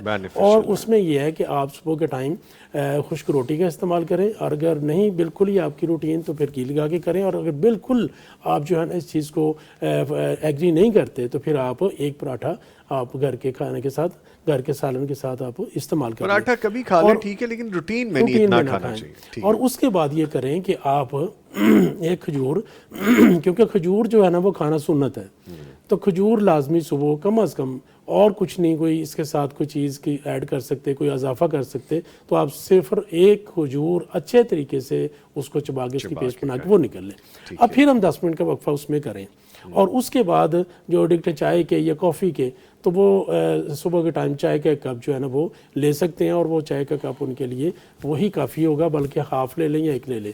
لیکن عمومی طور پہ کچھ میرے سننے میں اور دیکھنے میں بھی آیا, کچھ پیشنٹس بھی میری بات ہوتی ہے تو وہ یہ کہتے ہیں کہ ہم لوگ کافی یوز کرتے ہیں. میرے خیال میں کافی کا استعمال صبح کے ٹائم نہیں کرنا چاہیے, کیونکہ سارا دن پھر اس کے ساتھ کبھی پیاس بھی لگ سکتی ہے اور گرمی کی شدت بھی ہو سکتی ہے, اور ہمارے لیے وہ بہتر نہیں ہے. اس کے ساتھ ساتھ یہ ہے کہ اس کے ساتھ ساتھ یہ ہے حکیم صاحب, کچھ لوگ ہیں کہ وہ بات آگے نکل جائے گی, آپ جب کھانا کھا لیتے ہیں تو اس کے بعد وہ باؤل لیتے ہیں دہی کا. کچھ لوگوں کو میں نے دیکھا, آپ کہہ رہے ہیں شروع میں لیں, ان میں سے بینیفیشل کون سا ہے؟ بینیفیشل یہ ہے کہ آپ صبح کے ٹائم لیں, پہلے دہی لیں, پہلے دہی لیں, کیونکہ آپ نے جب بعد میں آپ نے دہی لیا ہے تو پھر اس طریقے سے کیا جائے کہ آپ جو بھی خوراک کھا رہے ہیں اس کے بعد اگر آپ نے دہی لیا ہے تو اس خوراک اور دہی کے درمیان پھر تھوڑا سا وقفہ ہو, ساتھ میں اس کو اٹیچ کریں, اور پھر اس کے بعد اینڈ پہ تھوڑی سی چائے لیں. اور جب روزہ آپ کا کمپلیٹ ہو جائے تو پھر آپ تھوڑا سا پانی لے کے, جب بالکل سحری بند ہونے کے قریب ہو تو پھر آپ پانی کا ایک گلاس ضرور پئیں. ٹھیک ہے. کچھ لوگ بعد میں 2 ایک الائچی بھی لیتے ہیں, کارڈمم لے لیتے ہیں, کیا وہ ٹھیک ہے؟ اس سے پیاس کو کنٹرول کرتی ہے؟ اگر کچھ لوگوں کو پیاس کی شدت رہتی ہے تو وہ کارڈموم لے سکتے ہیں, الائچی کا 2 سے 3 الائچی اچھے طریقے سے چبا کے وہ کھا سکتے ہیں. اس کے ساتھ بھی پیاس کی شدت کم رہتی ہے, اور بلکہ وہ تسکین قلب بھی ہے. اچھا ٹھیک ہے, ٹھیک ہے. اچھا عبد القیوم صاحب, گفتگو میں آپ شامل ہو جائیے سر. ہم تو بڑی دیر سے دیکھیں, میری اور چل رہی تھی حکیم صاحب کی بات, اور باتیں کہاں تک چلی گئی ہیں. اچھا یہ فرمائے گا کہ روزہ ہمیں بھوک اور پیاس پر اصل میں قابو پانا سکھاتا ہے, تو اسی طرح سے کیا ہم اس تربیت سے اپنے اندر مال جمع کرنے کی ہوس کو بھی کنٹرول کر سکتے ہیں؟ یہ ایک تربیت کا حصہ ہے یہ بھی صاحب. لیکن نظام صاحب نبی علیہ السلام کا فرمان ہے کہ ابن آدم کو اگر ایک وادی سونے کی دے دی جائے, اور وادی کہا جاتا ہے جس کے دونوں طرف پہاڑ ہوں, اور 2 پہاڑوں کے درمیان میں جو وسیع تر میدان ہوتا ہے نا اس کو وادی کہا جاتا ہے. اس وادی کو بھر کے ابن آدم کو سونے کی دے دی جائے تو ابن آدم کی خواہش یہ ہوگی کہ اللہ تعالیٰ مجھے ایک اور دے دے, اور اگر ایک اور مل جائے تو پھر اس کی خواہش ہوگی کہ اللہ تعالیٰ ایک اور دے دیں. اور نبی علیہ السلام فرماتے ہیں کہ یہ خواہش اس کی صرف اور صرف قبر کی مٹی ہی بھر سکے گی, یعنی اس کی خواہش بڑھتی ہی چلی جائے گی. اب اگر ہم دیکھتے ہیں کہ مال کی جو ہوس ہے, جو ہرس ہے, ایک بندہ اپنی زندگی میں کتنا ایک مال کھا سکتا ہے. اچھے سے اچھے ہم لگژری جو سٹائل ہے وہ اپنائیں, عمدہ سے عمدہ گاڑی, عمدہ سے عمدہ گھر, عمدہ سے عمدہ لباس, کھانا اچھے سے اچھا ہم کھا لیں تو پھر بھی ایک بندہ زندگی میں کتنا ہی کھا سکتا ہے. تو یہ روزہ جو ہے یہ ہماری اس ہرس کو کم کرنے میں بہت زیادہ معاون ثابت ہوتا ہے. دیکھیں روزہ جو ہے یہ تقویٰ پیدا کرتا ہے, اور تقویٰ جو ہے وہ چیزوں سے بچنا سکھاتا ہے. جتنی بھی یعنی حرام کردہ چیزیں ہیں, جو آپ کی اپنی چیزیں نہیں ہیں, اس سے یہ روکتا ہے. اور بلکہ روزہ تو ایک ایسی چیز ہے کہ اس چیز کو بھی حرام قرار دے دیتا ہے جو اللہ تعالیٰ نے حلال کی ہوئی تھی ایک مقرر وقت کے لیے. وقت تک. کہ اب یہ دیکھیں کہ جو چیز آپ سحری سے پہلے کھا سکتے ہیں, مباح ہے, جائز ہے, مسنون ہے, روزہ رکھنے کے بعد وہ حرام ہے اس وقت تک جب تک کہ روزے کا وقت پورا نہیں ہو جاتا. تو جب روزہ یہ تربیت کر رہا ہے کہ تقویٰ بچنا ہے کسی غیر کے مال سے, مال کی ہرس سے, طمع سے, لالچ سے, اور ایسی چیزوں سے جس کا بندے کو فائدہ نہیں ہے. یعنی اتنا زیادہ مال اکٹھا کر لینا اس کا فائدہ کیا ہے؟ وہ بعد میں پھر ورثاء کے لیے وہ اس کو کہاں پہ لگاتے ہیں؟ جی اگر تو وہ نیک اولاد ہیں تو اچھی چیز میں صرف کریں گے. تو روزہ جو ہے یہ اثار اور صبر بھی سکھاتا ہے کہ جس طرح حلال کردہ چیزیں ان سے رک جانے کا نام روزہ ہے، اسی طریقے سے جو آلریڈی پہلے سے ہی ممنوع چیزیں ہیں یا حرام ہیں، کسی کے مال کے اوپر نظر رکھنا، کسی ہرس کیا چیز ہے؟ یہ نا کہ آپ کے پاس ایک چیز ہے اور میں بھی اسی کی خواہش کروں. ہاں البتہ یہ علیحدہ بات ہے کہ میں یہ کہوں کہ اللہ رب العزت نے جس طرح نظامی صاحب کو دیا مجھے بھی دے دے تو یہ رشک بن جائے گا جس کا ثواب. اور اگر میں یہ کہوں کہ ان کے پاس کیوں ہے میرے پاس ہونا چاہیے ان کے پاس، تو حسد بن جائے گی، اس کا ایک علیحدہ سے پھر گناہ ہے. ٹھیک. تو صبر جو ہے یہ روزہ جو ہے یہ صبر سکھاتا ہے اور صبر کے ساتھ اس ہرس مال کی ہرس سے بچا جا سکتا ہے.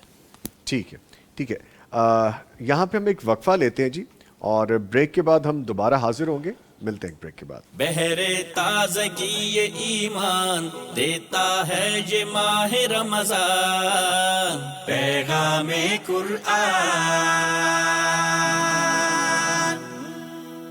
بہرے تازگی یہ ایمان دیتا ہے یہ ماہ رمضان، پیغام قرآن.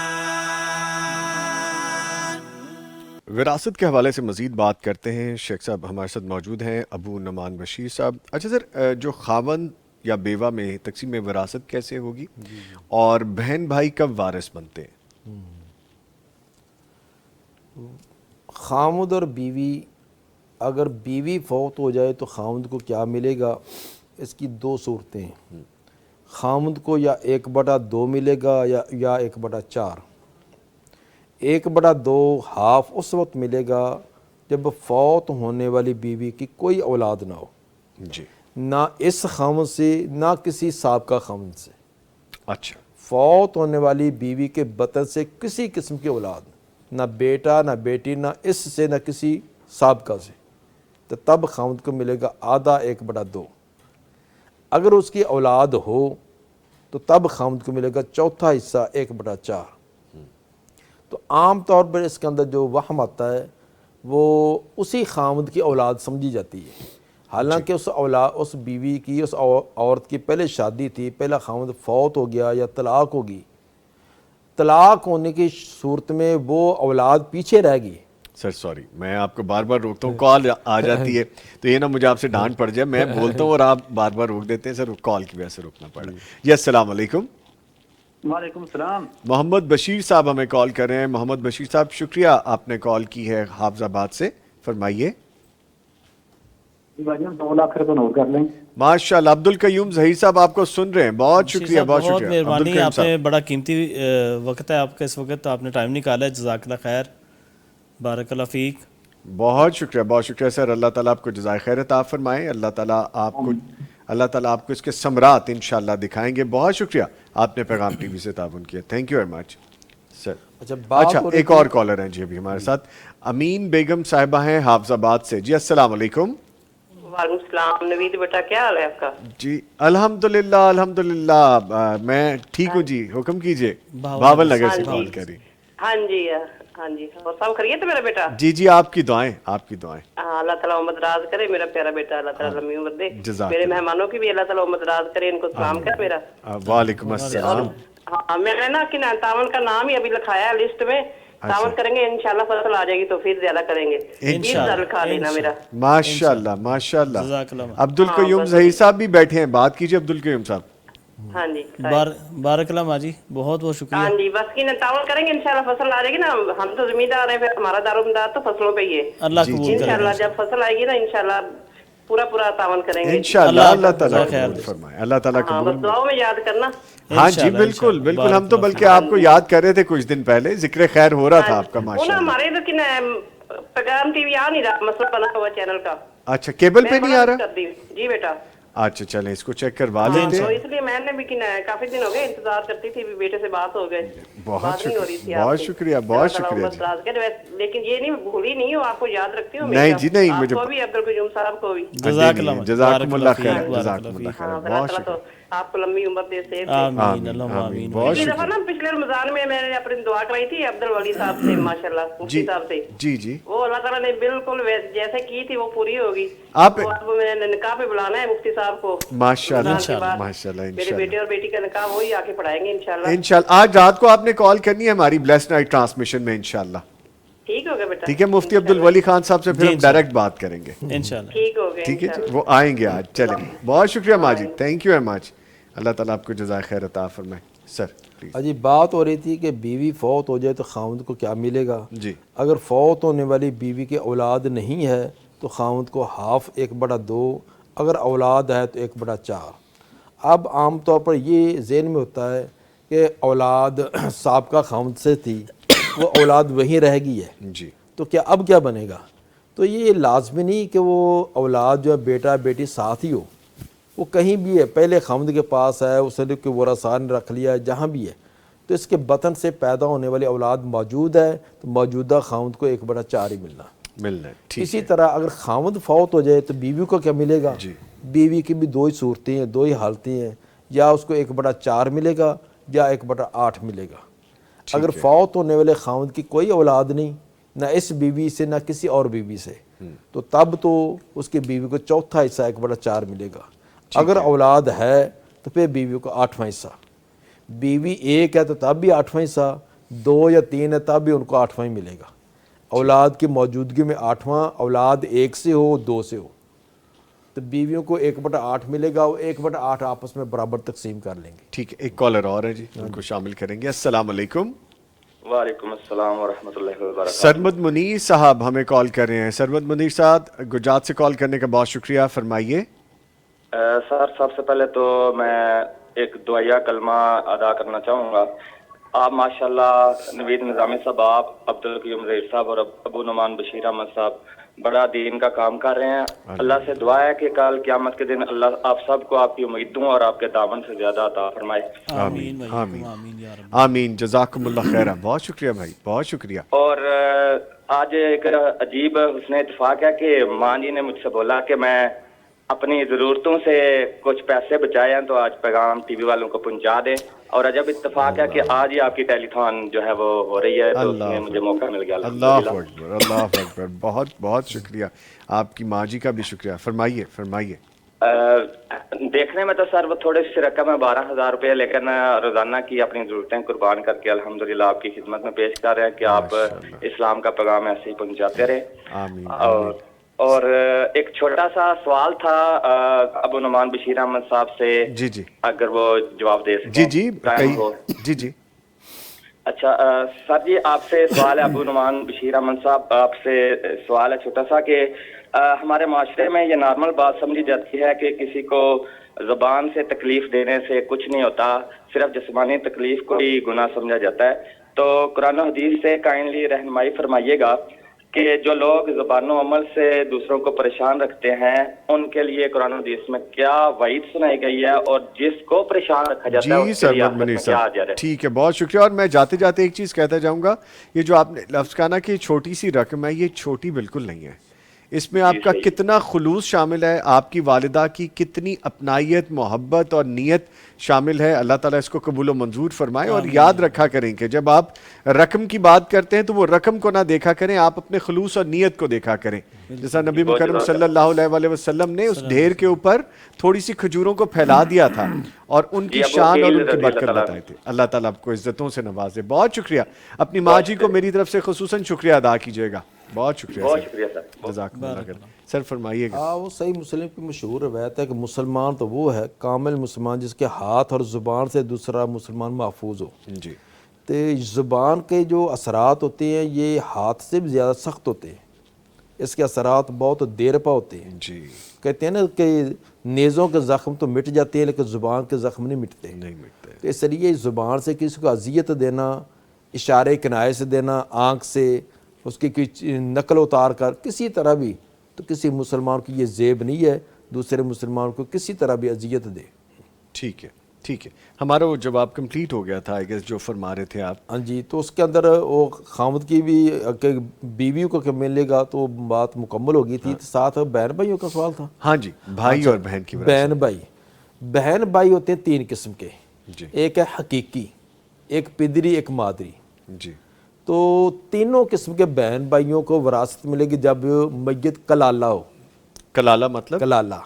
کلالہ کا مطلب یہ ہوتا ہے کہ فوت ہونے والے کی اولاد میں سے بیٹا پوتا نہ ہو اور اوپر باپ دادا نہ ہو. جی. نیچے بیٹا بھی نہ ہو، اوپر باپ بھی نہ ہو. ٹھیک ہے. تو ایسے کو کہتے ہیں کلالہ. اگر میت فوت ہونے والا خواہ مرد ہے یا عورت، اس کا بیٹا موجود ہے، پوتا موجود ہے یا باپ موجود ہے، ان صورتوں کے اندر بہن بھائیوں کو کچھ نہیں ملے گا. اچھا سوری، میں یہاں پہ آپ کو تھوڑی دیر کے لیے توقف کا کہوں گا کیونکہ ہم نے اس کو ڈیٹیل میں ڈسکس کرنا ہے اور ہم نے آپ سے اسپیشل گزارش کر کے رات کا وقت بھی لے لیا ہے. اجازت ہے نا؟ رات کے وقت میں آپ ہمارے ساتھ ہوں گے تو ہم اس کو ڈیٹیل میں ڈسکس کریں گے. حکیم صاحب، ایک مجھے رپلائی یہ بھی چاہیے آپ سے کہ ہم اکثر کیا کرتے ہیں کہ کہتے ہیں کہ افطار کچھ غلطیاں کر لیتے ہیں، ہم فوری طور پہ پیٹ بھرنا شروع کر دیتے ہیں. عمومی طور پہ کھجور سے روزہ کھولنا چاہیے، افادیت اس کی ہے. اور چند ایک جو ہم غلطیاں کرتے ہیں جن سے ہم بچ جائیں، ایک کوئک آنسر 1-1.5 منٹ کا مجھے آپ سے چاہیے. جی یہاں پہ یہ کرنا یہ چاہیے کہ ہم جب روزہ افطار کرتے ہیں تو بسم اللہ پڑھ کے کھجور کا استعمال، کھجور کو چبا کے کھا لینا چاہیے. لیکن جیسے ہی روزہ کھلتا ہے تو بہت زیادہ جو ہے نا وہ ہر بندہ جلدی میں ہوتا ہے کہ یہ بھی کھا لیں اور جو ٹیبل پہ چیزیں پڑی ہیں اس کو فوری طور پہ کھا لیا دونوں ہاتھوں سے کھا لیجیے. لیکن احتیاط سے اگر کھائیں تو ہمارا نظام ہضم، ڈائجسٹ سسٹم بہتر رہے گا، ڈائجسٹ ہم صحیح کر پائیں گے. اس میں یہ ہے کہ کھجور کھانے کے بعد آپ دودھ کا استعمال لازمی کیجئے. لیکن کیونکہ آج کل موسم ویسے بھی تبدیل ہے اور ہم سردی کی طرف جا رہے ہیں تو آپ دودھ کا استعمال کریں. لیکن یہاں پہ ایک بہت ہی ہم کوتاہی کر لیتے ہیں کہ دودھ میں ہم سوڈے کا استعمال کر لیتے ہیں. اس میں کسی نہ کسی ایسڈ کا، یعنی کہ پیپسی، کوک، 7 اپ یا کوئی اس طرح کا سپرائٹ یا لال شربت یا لال بوتل ہم وہ یوز کر لیتے ہیں، وہ استعمال کر لیتے ہیں. ہمارے یہ کنسیپٹ موجود ہے کہ دودھ تھوڑا ٹھنڈا ہوتا ہے اور اس کو افطاری کے وقت یا اس کو عام گرمیوں میں استعمال کرنا چاہیے. میں ناظرین کرام کے لیے یہ چیز واضح کر دوں کہ آپ دودھ سوڈے کا استعمال ترک کر دیں. اور دودھ سوڈا جو ہے یہ ہمارے خاص طور پہ لیور کے لیے اور سٹمک کے لیے نقصان دہ ہے. آپ اس وقت دودھ کا استعمال کر سکتے ہیں اور افطاری میں سمپل سادہ دودھ جو ہے نا وہ بہت ہی بہتر ہے. اور وہ بھی فوری آپ تیزی سے نہ پیجئے. آپ کھجور کھائیے، کھجور کھانے کے بعد تھوڑا سا آپ دودھ پی لیجئے اور پھر آپ گلاس رکھ لیجئے. اب یہاں پہ آپ کے پاس سیزنل فروٹس موجود ہیں، بہت ساری سیزنل فروٹس ہیں، وہ آپ کو کھانے چاہیے. آپ سارا دن گزار کے آئے ہیں، آپ کو یہاں پہ انرجی کی ضرورت ہے. تو یہاں پہ یہ چاہیے کہ آپ سیب کا استعمال، پپیتے کا استعمال. پپیتا جو ہے ہمارے پلیٹلیٹس کو بہتر کرتا ہے اور پپیتا جو ہے ہمارے آنتوں کے لیے اور معدہ کے لیے بہت ہی فائدہ مند ہے. گو کہ یہ بہت ہی کم لوگ اس کو استعمال کرتے ہیں، لیکن اس کا مسلسل سب کو استعمال کرنا چاہیے. لیکن جو انٹسٹائنل پیشنٹ ہے وہ اس سے تھوڑا پرہیز کریں.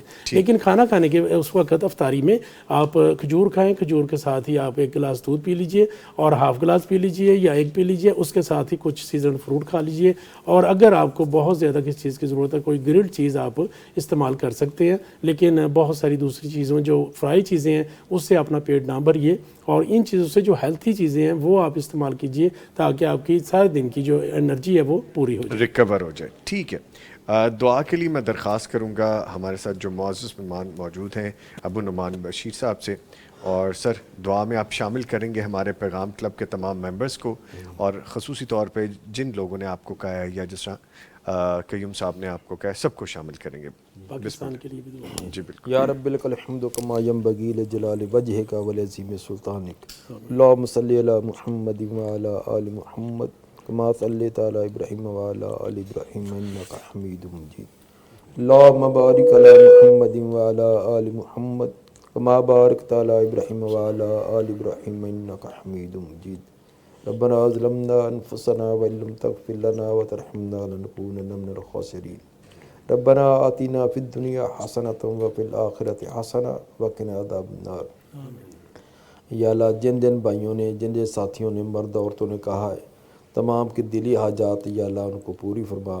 تمام کے یہ قیام و سیام یا اللہ قبول و منظور فرما، یا اللہ ہماری انفرادی اجتماعی جتنے بھی پریشانیاں دور فرما، یا اللہ بہت سارے ساتھیوں نے اپنے لیے یا اپنے عزیز و اقارب کے لیے کہا ہے، کوئی اپنے کسی بیماری کی وجہ سے پریشان ہے، کوئی اپنے مالی وجہ سے پریشان ہے، کوئی کاروباری سلسلے میں، کوئی اپنے رشتہ دار برادری کی وجہ سے، کوئی اپنی کوئی عدالتی کیسوں کی وجہ سے، یا اللہ تمام کی پریشانی دور فرما، یا اللہ ہمارے ملک پاکستان کی حفاظت فرما، یا اللہ جتنے بھی اسلامی ممالک ہیں تمام کو محفوظ رکھ، اور تو ہمیں بھی جیسے ہم نام کے مسلمان ہیں حقیقی طور پر عملی طور پر بھی ہمیں اسلام پر عمل کرنے کی توفیق عطا فرما۔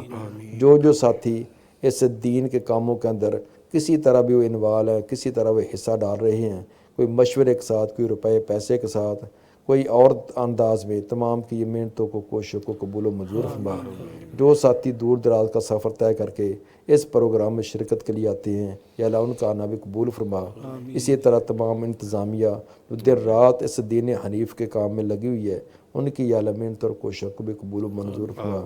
جس انداز میں بھی وہ جہاں کہیں بھی کام کرتا ہے، کوئی مسجد میں، کوئی مدرسہ میں، کوئی رفائی کام، کوئی اور کسی انداز میں، تمام کی محنت و کوششوں کو قبول و منظور فرما۔ ربنا تقبل منا انک انت السمیع العلیم وتب علینا انک انت التواب الرحیم۔ کئی ساتھیوں نے اپنے فوت شدگان کے لیے بھی کہا ہے، یا اللہ ہمارے والدین عزیز و اقارب جو بھی اس دنیا سے رخصت ہو گئے ہیں، اور اسی طرح ہمارے اساتذہ، کئی ہمارے شیوخ علماء، ان تمام کی بھی مغفرت فرما، خصوصاً ہمارے مولانا عتیق اللہ صاحب، وہ بھی، اور چند دنوں پہلے مولانا عبدالرشید ضیاء صاحب وفات پا گئے، یا اللہ ان کے بھی درجات بلند فرما، اور تو ان کی حسنات قبول فرما، ان کے سیئات سے درگزر فرما۔ ربنا تقبل منا انک انت السمیع العلیم وتب علینا انک انت التواب الرحیم، وصلی اللہ تعالی حبیبہ محمد وآلہ وصحابہ اجمعین برحمتک یا ارحم الراحمین۔